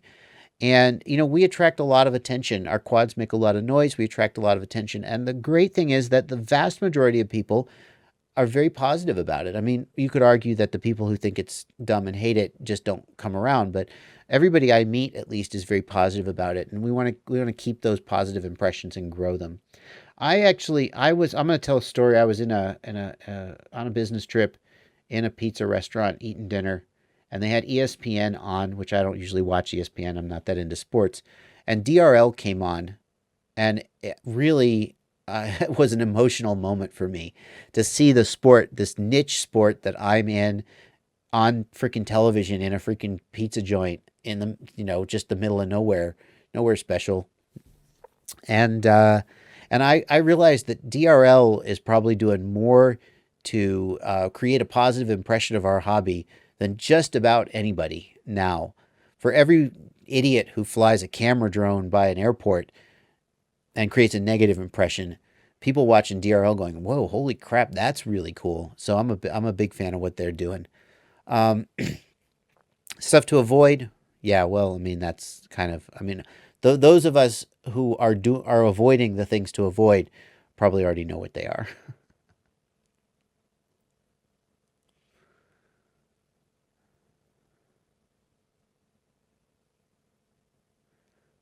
Let's see. What's my favorite controller, Tyrannus or Evolution? Tyrannus. I'm not a fan of the gamepad style controllers. They just don't feel right to my hands, but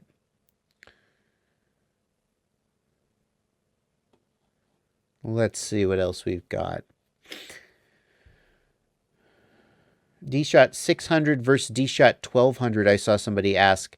I think the D-Shot 1200 is exciting because it's the first D-Shot protocol to be faster than multi-shot, even at multi-shot's shortest pulse lengths. I'm pretty sure it's faster.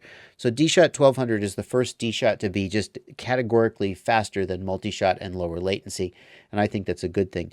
Will the average person tell the difference between D-Shot 600 and D-Shot 1200? I'm pretty skeptical of that, though. But I would run it if I had it.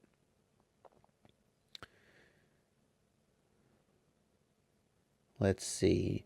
Do you ever put a GoPro on your quad? Yes. Yes, I do. Let's see.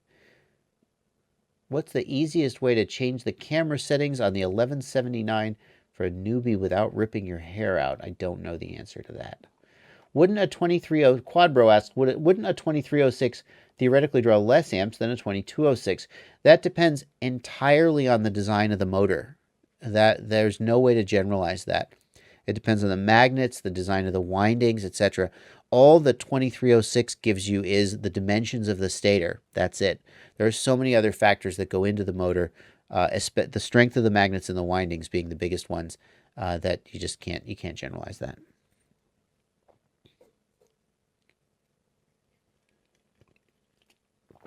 SEO FPV wants to know, I've installed low-pass filters on each ESC, but I still get interference.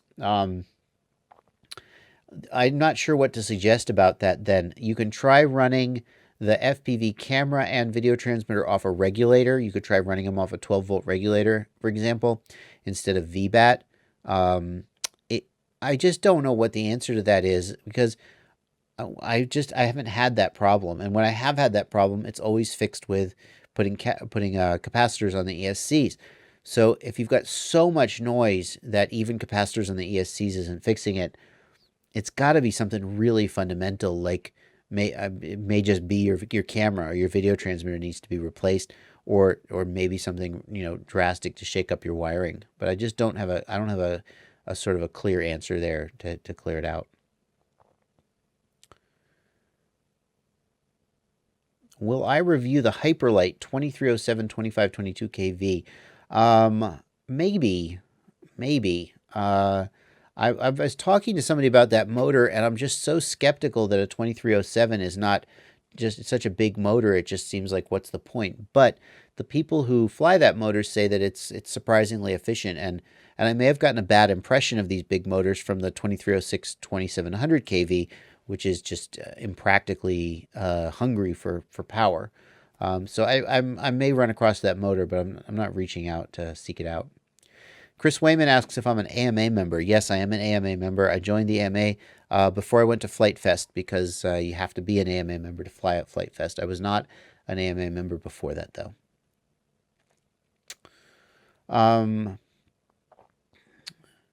Somebody's asking about rear motors being hot, and one suggestion was to change the CG of the quad. That's not wrong, but it's not the whole picture in my opinion. In my opinion, the rear motors are always working harder and always warmer than the front motors, no matter what you do to the CG. Frankly, it's been a long time since I tested that, so maybe things have changed. But because the rear motors are seeing dirty air from the front motors, right? The front motors are moving into clean air, and then the wash or the wake from the front motors is creating dirty air for the rear motors.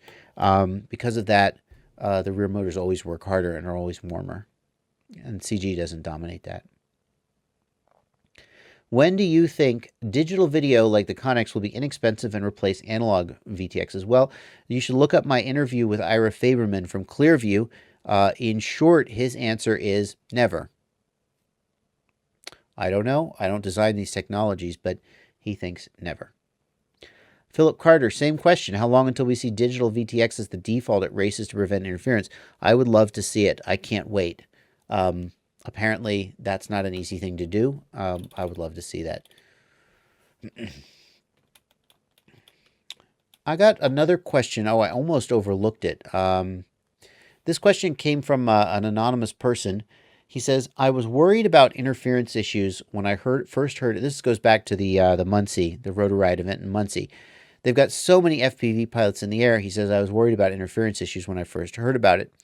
I think the only way to avoid interference, like we saw in that famous Hammer Smash video, is to have VTXs that are issued as needed to the pilots. The VTX would be locked on 25 milliwatts only, and it would require a standard mount and connection that would allow it to be easily placed and removed.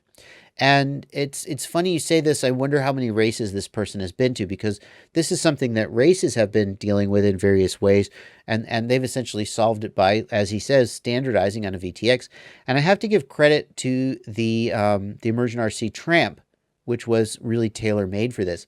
If you have the Immersion RC Tramp, the race director wand, the NFC wand, can lock the Tramp out so that the pilot cannot power it up until the race director or the heat organizer unlocks it and it's locked to the channel and it's locked to the transmit power. And then when you get ready to leave, they unlock it for you. So you don't even need to get a video transmitter from them. You can just run the Tramp and they could do it. Of course, everybody at the race has to be running the Tramp. And I've heard from some people who race over in Europe.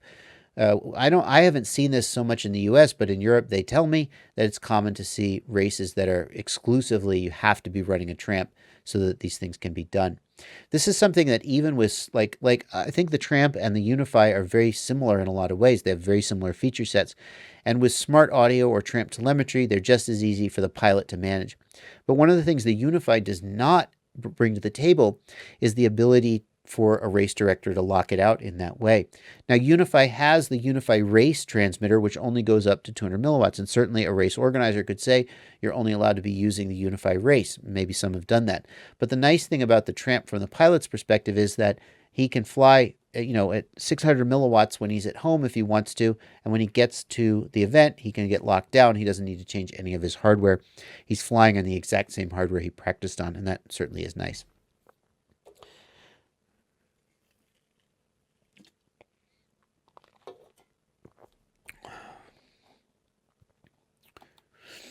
Xylon FPV asks, do you have custom lenses for your goggles? I do. I have, mine are from RHO Lens, rho-lens.com. I have a video about it. They're amazing. I have really bad prescriptions. I don't know how well you can see that, but I have these are the featherweight lenses and everything.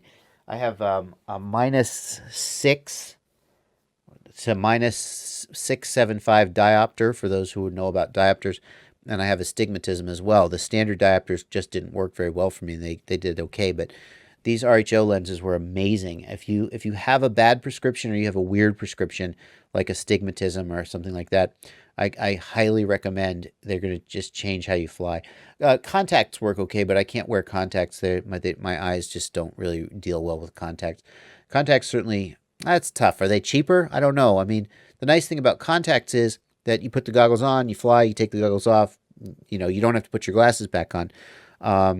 But if you can't wear contacts or don't want to, and you have a really bad prescription, RHO lens is the one I got mine from. There's another one, I think it's called Custom FPX, Custom-FPX. They also make them, and I just couldn't recommend them more. Can I please pronounce solder like it's spelt, not solder? Solder. There you go. I'm not going to do it anymore, but there you go. That was just for you. Can you give us a rundown how to use Betaflight 320 anti-turtle mode? Well, I'm sure I'll do a video about it, but for now, yeah, it gets its own mode switch, and then you don't apply negative. I mean, you just throttle up and then flip it. Here's what I don't know, and maybe the chat knows this. So the way I would like to see anti-turtle mode work is, if you think about how a quad often flips over, it's often resting on one side, and the motors that are in the grass are bound up. So what I would really like to see is anti-turtle mode. If you push left, it just spins these motors and kind of tumbles the quad over, as opposed to trying to spin all four motors and fly the quad up. I certainly would like to see an option for also spinning all four motors, but like what I could imagine it being is, if you're in turtle mode and the throttle is down and you push the roll stick or the pitch stick, then it spins only two motors. But if you're in turtle mode and you raise the throttle, then it's just sort of normal 3D mode. I don't know if Betaflight does it that way or not, but that. I would love to see that, because, yeah. Aluminium, tabacasa. Aluminium. The thing about aluminum and aluminium is, if my research is correct, and yes, I have researched this, the guy who discovered aluminum wasn't consistent in how he named it.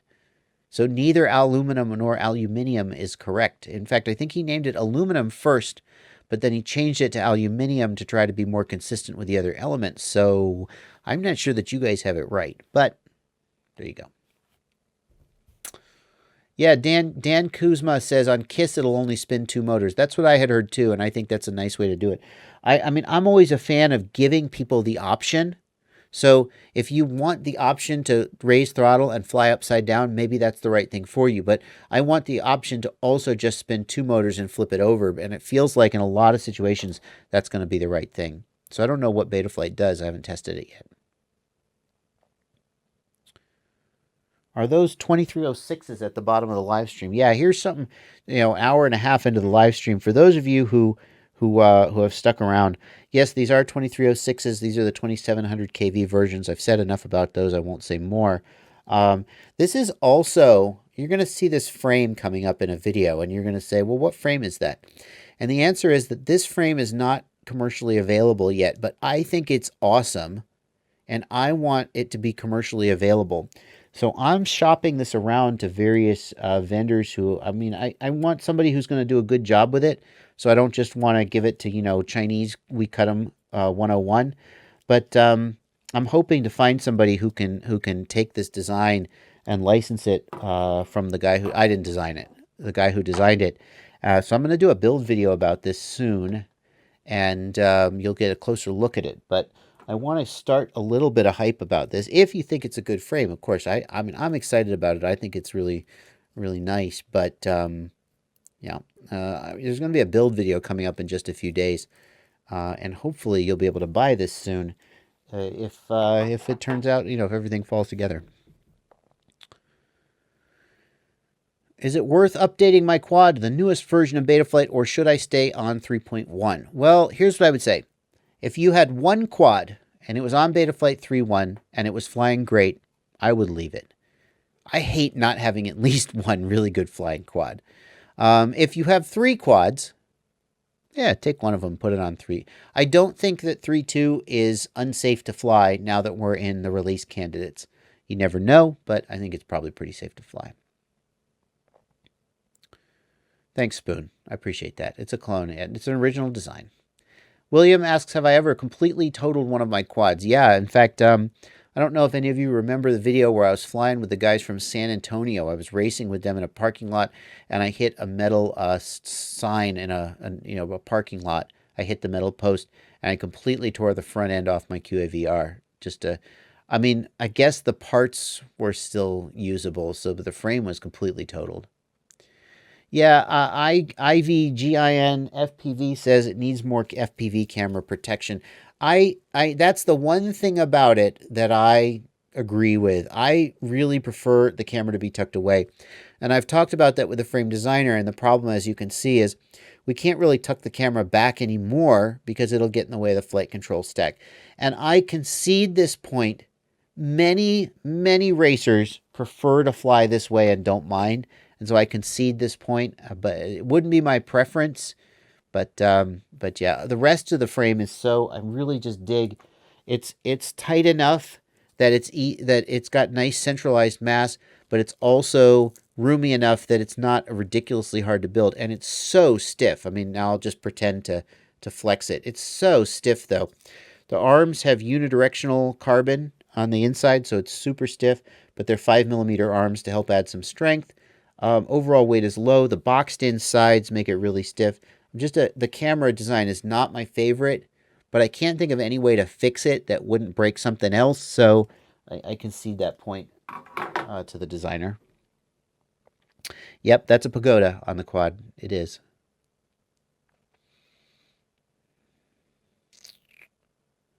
Yeah, Joe, we're still live. We're still live. We're going till 11. We're going about another half hour. DL asks, do I have any tricks to share to recover quadcopters stuck high in trees? Fortunately enough, there are 2 times I've stuck a quadcopter high in a tree. One time, some guy volunteered to climb up and get it for me. And the other time, I threw a rope over it. It was actually a 300-foot measuring tape that we used to lay out the track. And I just held one end of it and tossed the other end over the branch. That's my only tricks. And they're not particularly good ones. Is quad design race being led by racing or freestyle? Well, I certainly think we see a lot more innovation in racing quads, whereas freestyle frames are a little bit more iteration. If you look at freestyle frames like, of course, the Chameleon has to be acknowledged as very innovative with lots of new ideas all put together in a clever way. But many freestyle frames just feel very iterative. Racing frames are also iterative, but it feels like they're iterative of more ideas, seeing things like vertical arms and little lollipop thin arms, and really the racers seem to be, and the floss, geez, right? The racers really seem to be pushing the bounds of what quads are, and with good reason. There's a lot more at stake when racing than at freestyle. What do I think about the Spectrum DX20? Asked Tim Shows. I have been playing with the Spectrum DX6. Armatan asked me to make some videos for them, some instructional videos for their customers. And as part of that, they sent me a DX6E so I could make some videos about it. It's a great radio. I wouldn't trade it for a Tyrannus because, I wouldn't trade a Tyrannus for it because I love OpenTX. I love the power that OpenTX gives you to do whatever you want. But it's certainly a solid radio. The thing about the DX, how much is a DX20, right? It's got to be super expensive, and I just can't see when you can get something as good as a Tyrannus for $200. I just am not sure why you would pay $800 for a radio that has less functionality, even if the fit, finish, and build quality were much, much higher.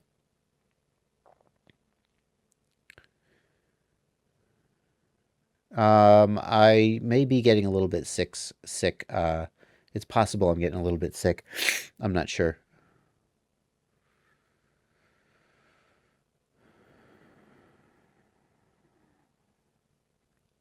Gab is asking about a cheap bastard playlist. I'm not sure. I do try to always think about, cheap bastards and not forget about you guys now that I have access to high-end parts, but I'm not sure what would be in a cheap bastard playlist.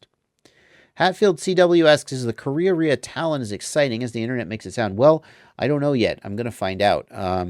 I got to build it. So I'm going to be doing just a look at the frame and my thoughts about the frame. I'm waiting for some motors to come in for the build. So I won't be able to build it for a little while.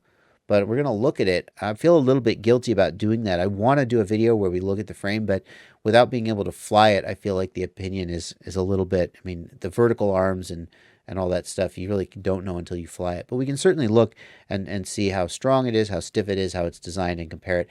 I especially want to compare it to something like the Quad Racer Zero, which both of those are vertical armed quads that are going for a certain thing. The Zero is a lot tighter, a lot smaller, and I would think a lot lighter, but I'm not sure if I'm going to like the Talon, the Carrera better.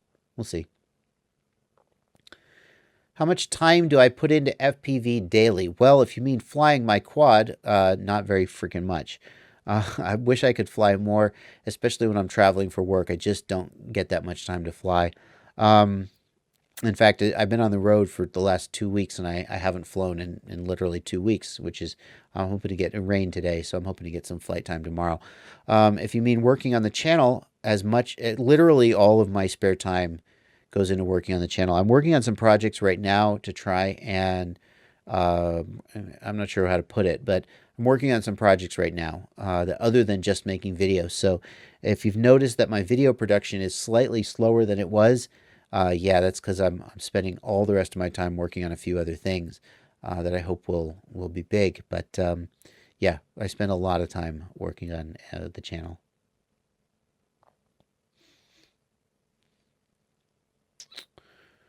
Why didn't I go to Muncie? I didn't go to Muncie because I went to Flight Fest and I didn't have any more vacation time after that. That's why. Have I seen the Eachine EV100 goggle? I have not seen them. I was asked if I wanted a set, and I said basically I would prefer to get a production set. I would love to review them, but I don't want to review them until I've got a production set. And I didn't have time to do any sort of like, feedback, pre-production feedback on them. I am really skeptical about this goggle, and I'll tell you why. It's got a widescreen display with a 28-degree field of view is what the specs are. And I feel like the field of view on like the Attitudes, I think it's 32 degrees, that's already small enough that it's tough to fly that way. I flew on Attitude V2s for a long time when I first got in, and it seemed fine, but now that my brain has gotten used to the bigger screen on the HD3s and the HD2s, it's just impossible to go back. I just can't see gaps like I can on the bigger screens. I did not feel as in control and precise when flying in tight environments on the smaller screens. So it's hard to imagine what going down to a 28-degree field of view from a 32 is going to be on these goggles. The other thing is that if they're widescreen screens and you go to a 4:3 camera and you don't stretch it, the field of view gets even narrower. So it really seems like these Eachine goggles are going to have teeny tiny screens. That being said, there's got to be something out there for people who want to spend $100. I mean, if a person wants a set of goggles for $100, I'm not saying that these goggles, aren't going to do the job, but I mean, it's a little unfair to say, well, personally, I prefer my $600 goggles to those. Yes, well, I mean, of course they're better, but it's really hard to understand how much of a disadvantage the smaller screen is until you've used a larger one and really gotten used to it. So maybe the answer is if you want to spend $100, you should get like the Eachine, the D2, the box goggles, because for all the disadvantages of a box goggle, I mean, they're not sexy like the regular goggles, but you will have a big screen. It'll be as good an image as you can really get. And maybe that's the direction to go.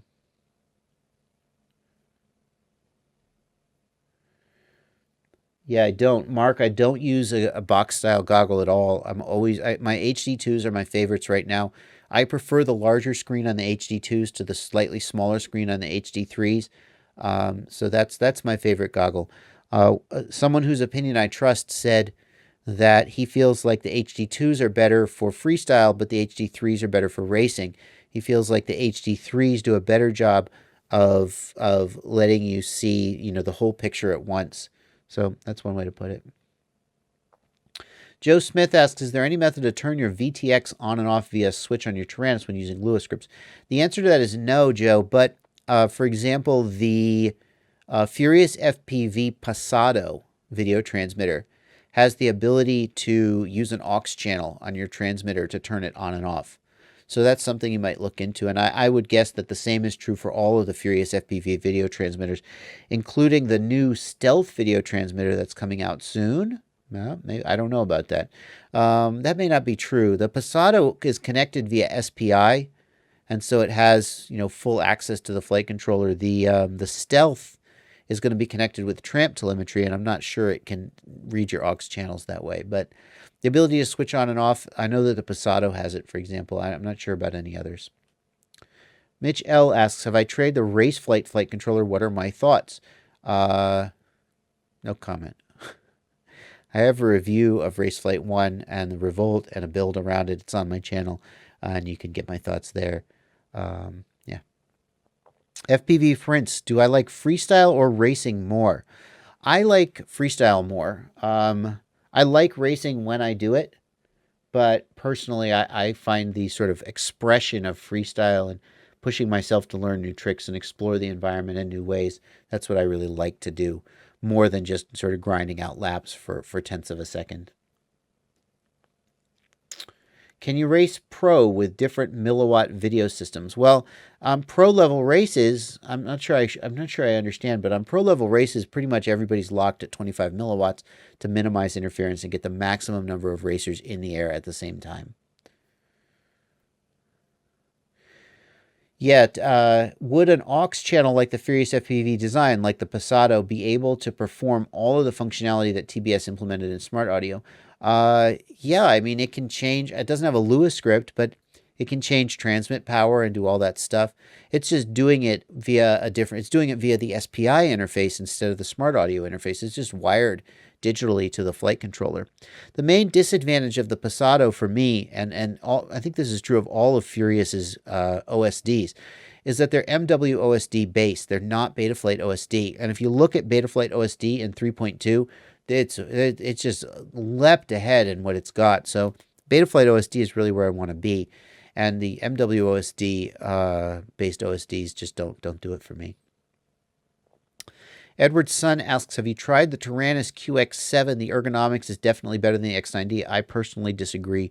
I did not like the wider deck of the QX7. It felt like my thumbs had to reach more to get to the sticks. It feels like the sticks are further from the edge, if that makes any sense. I'm sure I would get used to it, but personally, I did not think it was an improvement, and I like the Tyrannus.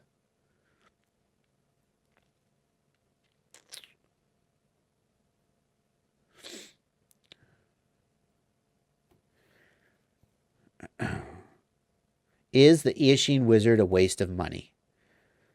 Here's what I say about the Wizard. If you only have $140 to spend on a quad, it's the best $140 you can spend. But it's not money well spent. It will break very easily. It will fly good out of the box. Mine did. Unless you get a dud, and then something will be broken about it. Some percentage of people, the first time they plug in, an ESC smokes. It will fly okay out. The best case scenario is it flies good out of the box, and then after some number of crashes, it's broke and you have to work on it, which is not the worst thing in the world. But if you compare $140 for the Wizard to $250 for something like the Shuriken X1 or the Diatone GT200, great. Okay, that's $100 more. And that's actually more than $100 more because those don't come with a transmitter. So that's maybe not a fair leap, but those are, for double the money, that's 10 times as good a quad in every way. So if you only have $140 and you must buy a quadcopter right now, buy a Wizard.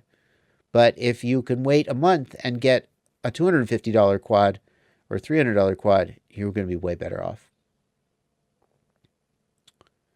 What do you use to protect the Tyrannus screen? It's so easy to scratch.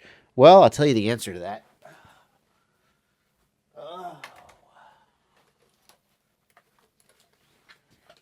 I use nothing. It's scratched to hell. Any other questions?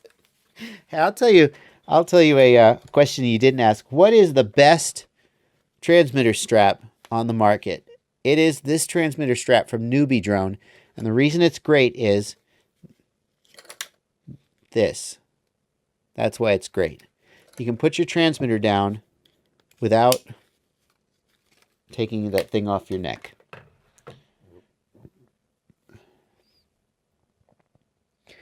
Telama42 asks, what price point do you think an OEM could make a ready-to-fly quad that actually works correctly? Well, and the answer to that is apparently around $250, because the Shuriken X1, the Diatone GT 200, they're really good quads. I'm just picking those two because those are two that I've reviewed. They're really good quads. The Diatone especially impressed me with its aesthetics and build quality. It was a beautiful quad out of the box and solidly built, except for the camera. That's a design choice, though. That's not a flaw. It's just that's how they want it to be, and it has the effect that the camera breaks easily. But that's. I mean, they know that, and they've just made that decision. There are so many really good ready-to-fly quads right now for $250. There's not a lot cheaper than that. I mean, if you look at like the Wizard S, the 220S, I haven't seen it. The parts list on the Wizard 220S is impressive, but somehow I'm really skeptical of it, even at that price point, you know? So I feel like 250 is where you start to get stuff that's really good. Would I like to see the hobby go towards DRL type races, or would I rather race my own quad? Well, here's the thing that DRL is doing. It's like asking about the different. You know, DRL to me is like NASCAR in a way. You know, in NASCAR, it's stock racing. The cars, I know that each team can, there are things they can do to tune the cars. So it's not a perfect analogy. But the idea in NASCAR is that everybody is racing mostly the same car, and it's down to driver skill. And it's nice that with DRL, they just build 100 quads for these guys. These guys don't have to focus on anything except flying. And it's great because if you go to a multi-GP race, right, pilots, half the time they're stressed, they're trying to fix something, they're replacing a motor, you know, and the idea that a pilot can just show up and focus on racing, I think that's a great thing. Obviously that doesn't scale, right? You couldn't have 10,000 people doing DRL, but it's fantastic that DRL is doing DRL. It's fantastic. It does, I'll tell you what though, it bugs me when they say, and the best mini quad pilot in the world is, I'm like, no, sorry. Because Johnny FPV was in the last season, I think, and he's clearly the best. But anyway. Yeah, so I'm glad DRL is doing what they're doing, but I don't think it's for like everybody. I'm glad they're there though. Alex Dalton asks, the best way to keep battery straps from breaking. You take a little sandpaper and you file the edges of the slit that the battery strap goes through, and that'll take some of the sharp edge off the carbon. Use 2 battery straps if you can, one in front, one in back. That'll take some of the stress off of them, and use quality battery straps. Do I have a DRL racer? No, I don't have a DRL racing quad. I don't. So neither is the answer.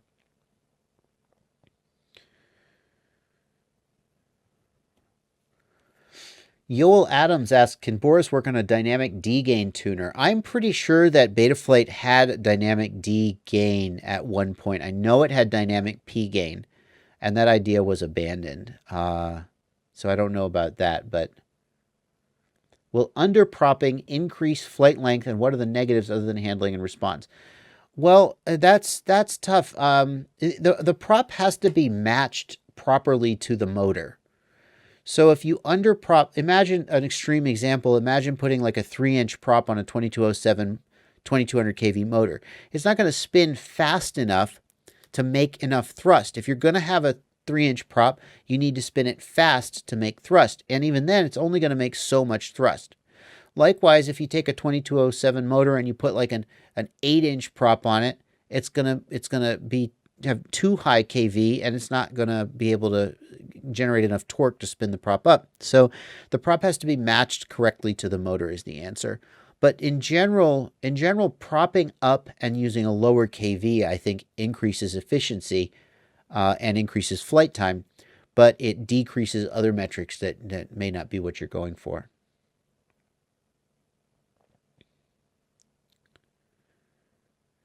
Yeah, Bobby K, you're right that many people enjoy the technical side and want. I also appreciate the idea that a pilot is he brings his quads to the race, or she brings their quads to the race, and if you get taken out by a technical issue, that's just as valid as if you get taken out because you raced slower. That you need to be a designer and a builder. So for me, I think I see the advantage of spec classes, but I like the idea that the pilots are trying to find the best props and the best motors and the best ESCs, and ultimately the race course is the crucible that determines the answer to that. I really do like that. So yeah, definitely. Do I enable voltage PID attenuation? You know, I used to, and then I forgot to, and I'm not sure I noticed a difference. So yes, but also no. Liam Sidney, building my own quad, what price range would you recommend? I feel like you can get good stuff around $200 if all we're talking about is the quad and not like the transmitter and the goggles and everything. It's tough to answer the question of where the sweet spot is for a beginner, because the gear is better at $300. But is a beginner going to notice, and is that just going to mean that the beginner crashes more expensive gear when they crash and destroy it all? So if I had to pull a number off the top of my head, I'd say around $200 is a good price point. You're getting decent quality gear, but it's not so expensive that you're going to cry if you lose it. Well, you might cry a little, but as you get down, I think, into the 150, or if you look at UAV Futures, he's got the $100 build, and kudos to him for putting together a $100 build. But and he's done he's done like the best you can do with $100, but I don't think anybody would say that that's like a spectacular quadcopter. You know, if you had the ability to spend more, you would, and you should.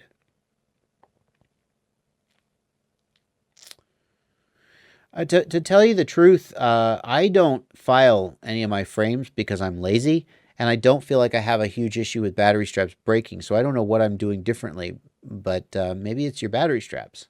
I don't know. I have not flown with audio. Quadworks asked, what do you think of flying with audio? I have not flown with audio. I just didn't get around to it. I think that video transmitters with microphones built in are going to really start to help with that. On the GT200, the Diatone GT200, the video transmitter has a mic built in. And the first time I played the DVR video and heard audio, I was like, what is this magic? Because I'm just too lazy to put a mic on my quad. So video transmitters with built-in microphones are going to may help push that forward, but I still don't have an earbud.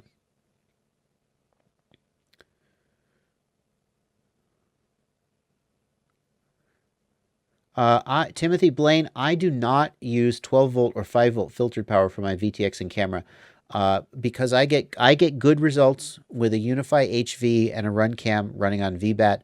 I do use the RAM pin on my Betaflight F3, and it has some filtering on it.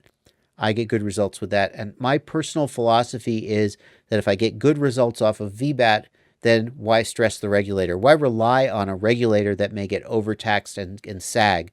A VBAT will always have enough, will never get, sag and brown out unless the whole quadcopter's fallen out of the sky. So I prefer to run off VBAT if I get good video, and so far I always have. One of the questions people sometimes ask is, why, I ask myself this, is why do I not have so many problems with video like other people do? And I assume it's because I'm a better person. No, I don't know. It has to go back to the motors and the ESCs, though, since that's what's generating the noise.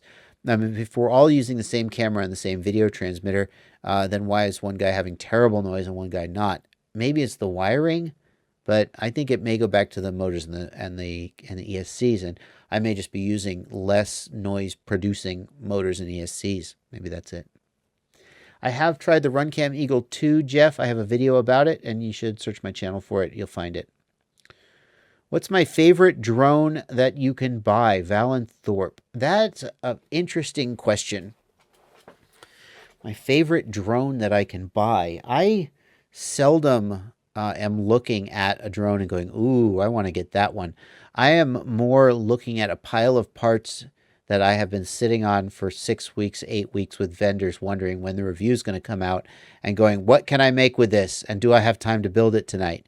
So um, I almost miss a little bit just having my drone that I love and that I've tuned lovingly to the nth degree and built, and it's a little bit of course the flip side, I'm not complaining really. The flip side is I get to fly all these different cool drones. So my favorite prop right now is the Dallas Cyclone. I'm currently flying the 5045 version. I've heard good things about the 5046, but I've also heard that they're heavier and more amp hungry, and that's not really a direction I like to go. But yeah, I think that the Cyclone, I still fly the King Kong 543s on some of my builds. Can you run Unify 5 volts off a Betaflight FC? Yes, you can, but you cannot use the RAM pin. You have to use the 5 volt, the regular 5 volt pin. What worked for me with the RunCam split was to run the Unify. Oh, that was a Unify. Sorry, that was a Unify high volt. Never mind. But you have to use the 5 volt pin is the answer. I use air mode all the time, Crazy Quad Brothers, all the time, but I don't fly angular horizon mode.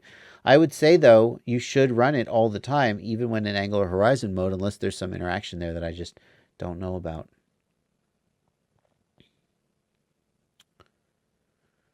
RC Addict, pretty sure 99% of people do not have their Part 107. I'm not sure. I don't have the full context on why we're talking about Part 107. Yeah, in order to be a commercial drone operator, you need a Part 107. There is some interesting question about what constitutes a commercial operation. I would suggest if the questions about Part 107 and commercial operation and legal questions about drones interest you, that you check out the UAV legal, oh gosh, I'm going to blank on the name of it. There's a group on Facebook which is UAV legal news and questions, and there are so many resources there from retired FAA lawyers, FAA investigators, professional drone operators. These people know so much about the laws about drones, and it's really interesting to just soak it all in. It's a great resource. Do I have the information? Do I have the opportunity to interact with the aviation community? Asks Daniel C. If you mean full size aviation, no, not really. I don't have a lot of ties to them.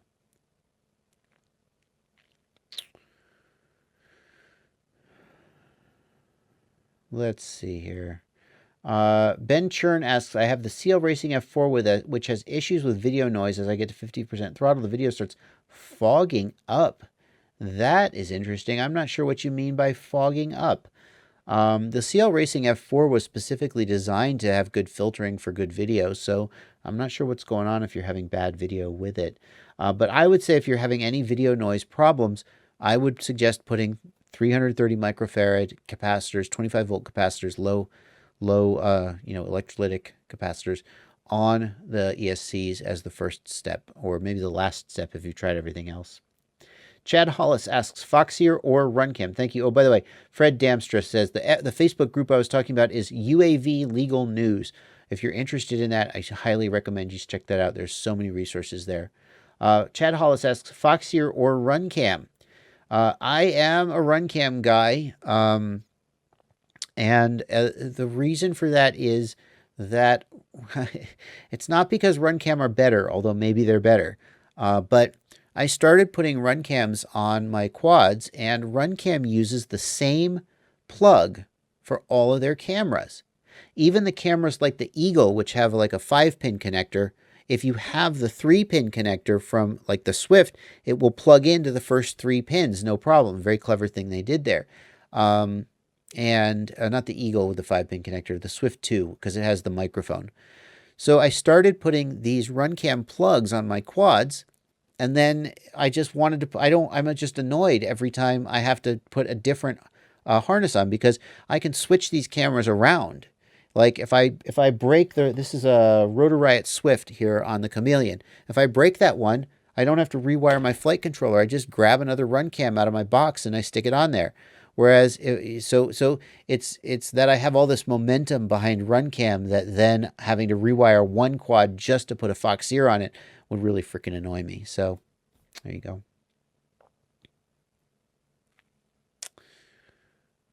Does the TBS Unify Pro 5-volt smart audio work on the Kakute F4? The Kakute F4 was designed to be able to support S-Bus, smart port telemetry, or smart port telemetry and smart audio at the same time. So I think it should work. If it doesn't work, I'm not aware of that.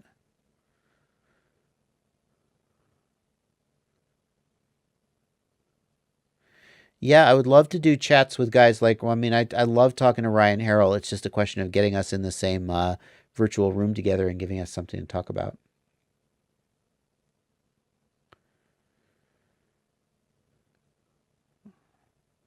Do I recommend air mode or an idle up switch? I recommend air mode. I use air mode myself. And the reason for that is that with idle up, you have raised the throttle set point all the time. The throttle set point cannot go all the way down to idle. That's what idle up does. With air mode, the throttle set point can go down except when more authority is needed, then it comes up. So it seems to me like that's better. You get the lowest possible idle speed for like more inverted hang time, but then when you need authority, it's there. So I definitely air mode over idle up for me. Kyle Drones, you say you're choosing a cam just for a plug, but that's an oversimplification.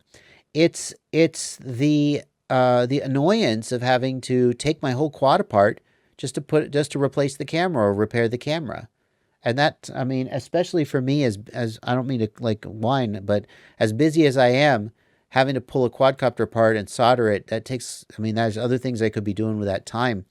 The modularity to easily be able to, and maybe I don't have that wiring harness sitting around, right? Because I pull the run cam off one quad and I throw the harness away and I put the Foxeer harness on, and then I do the same thing for the the other way.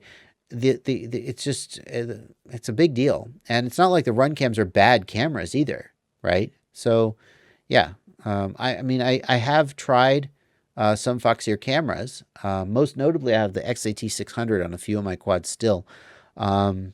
And I'm not opposed to trying them on a future build, but when I have the choice, I pick RunCam just because it's very, very convenient to standardize. That's what it's about, is standardizing on a particular interface, right? For the same reason that I like having Unifies on all my quads, it makes it very easy when something breaks to replace it if it's just unplug, replug, and it's the same plug. That's very nice.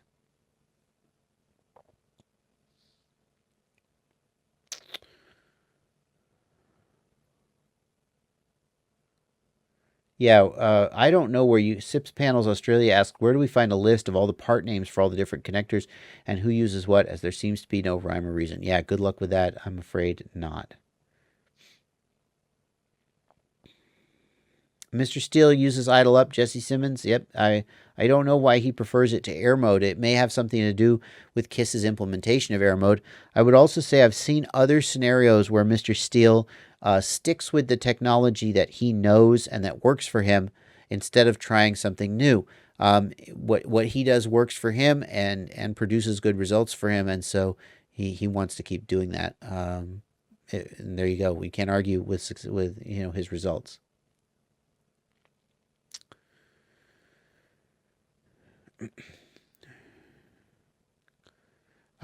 Jonathan asks, I soft mount my motors in FC, yet I still cannot go beyond PT1 and Betaflight without my motors getting hot. What could be the problem? That's a tough one. It is definitely. Have you tried lowering your D gain?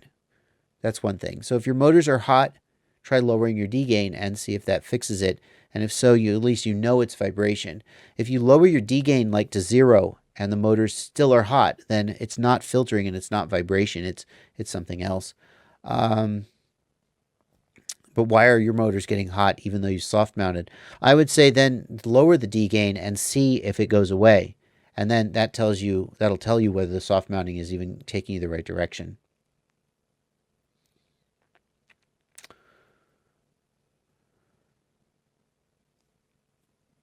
Yeah, people talking about air mode and bounce when landing. I don't know what the deal is. I mean, Mr. Steele is clearly a good enough pilot to sort of feather the throttle in and land and disarm before he hits the ground. So people say, oh, well, I think Mr. Steele prefers idle up because of the bounce on landing. I don't I mean, I don't know, but I don't buy that because most of the people who have that problem are not experienced pilots like he is.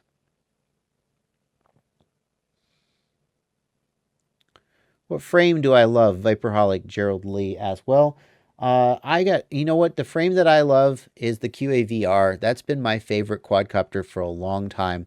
And it's not a sexy frame. It's a good frame. It might not even be the frame that I would buy if I were to build a quad today. But if you ask me the frame that I love, that's got to be the answer. That's been my baby for a long time. How to make your Tyrannus X9D Plus battery better. There's a 3S, I think it's 2200 milliamp hour battery that's sold by GetFPV. That's where I bought mine anyway. It's a LiPo.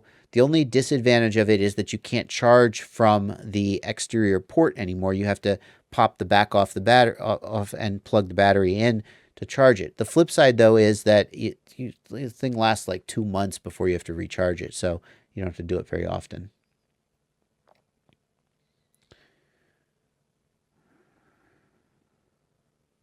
Skadoosh, you're saying you flew with Steele and asked him why he used idle up, and that's what he said. Well, there you go. I can't argue with that. I see. Quadbot says it's because he likes to slide his quad on the ground and tap buildings, and it would make it bounce off. Now that makes more sense. That makes more sense. Let's see. Is my go-to cam the Runcam Eagle 2? Yes, that's the answer. The Swift is not a bad camera, but I still vastly prefer the Eagle 2. Especially with the lower, I mean, I didn't really notice the latency on the Eagle 1, but especially now with the lower latency, the Eagle 2 is my go-to. If money was no object, and the price on the Eagle 2 has actually come down. I remember the Eagle 1 was something like 60 or 70 bucks, but I just looked recently and it was it was only like 10 bucks more than a Swift. So I would say pick the one you like better, but I'm a big fan of the Eagle 2. Why is it so much easier, Alex and Ianetta asks, to fly in a sim versus real life? I think the answer is it's the reason it's so much easier to play blackjack against the computer than in a real casino, because you get stressed out when the stakes are real. In the sim, there's nothing at stake, and you just do everything right. It could be that I find it harder to fly in a sim than real life. I crash way more in the sim than I ever do in real life, and I get super frustrated. I'm like, this sim is not realistic. I'm a better pilot than this. Damn it. So maybe it's just you're not used to real life. Maybe there are differences between the sim and real life. But I think if you're having trouble, that it's probably just maybe nerves. Yeah. Kevin Hollis, I do use LaForge on my personal setup. I started doing that. Well, I try to go back and forth. I go back and forth. LaForge and Trudy are the two I go back and forth between.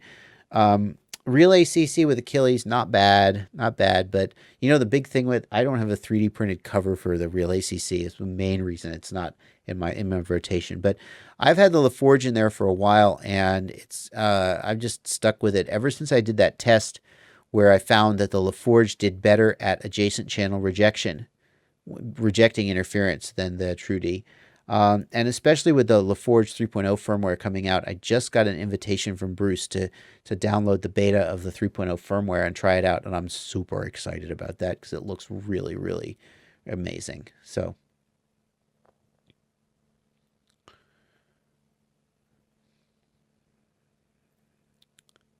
thoughts on crash detection, and we're going to be wrapping up pretty soon.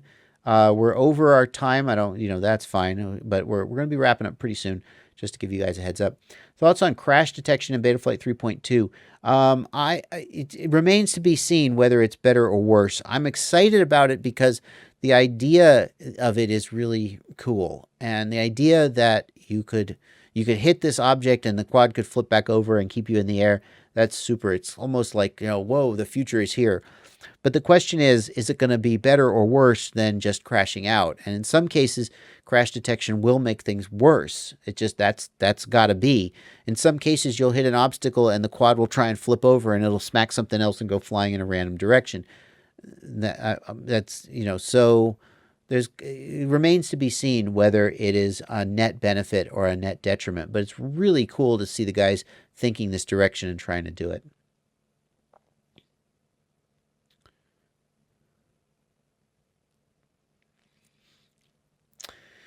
Yeah, I'm really looking forward to seeing an Eagle too. I want to see the next gen or the next gen after that of the Eagle, because the picture definitely could be improved with more processing, but they have to find a way to, number one, they just have to find a way to do that at a reasonable price point, and they have to find a way to do that with good latency. But I think that we could end up somewhere really good. Thank you to Stephen Higgins, who mentions that he's become a patron. Thank you so much. Very nice to hear people becoming my patron and supporting me. Everybody, thanks to everybody who watches as well. And that, I think, is going to put us into the wrap up. Thank you guys for showing up. Thank you guys for asking all the questions. I hope you enjoyed it. I hope you found it educational. I apologize for the crazy noise in the beginning. Yeah, I gotta get better at this streaming thing, but only if I do it more often, and maybe I will. But I will see you guys next time. I'll see you probably tomorrow when the next video posts. Have I? Oh no, this is going to be tomorrow's video. Oh well, anyway, I'll see you next time. Thanks for watching, and as always, happy flying.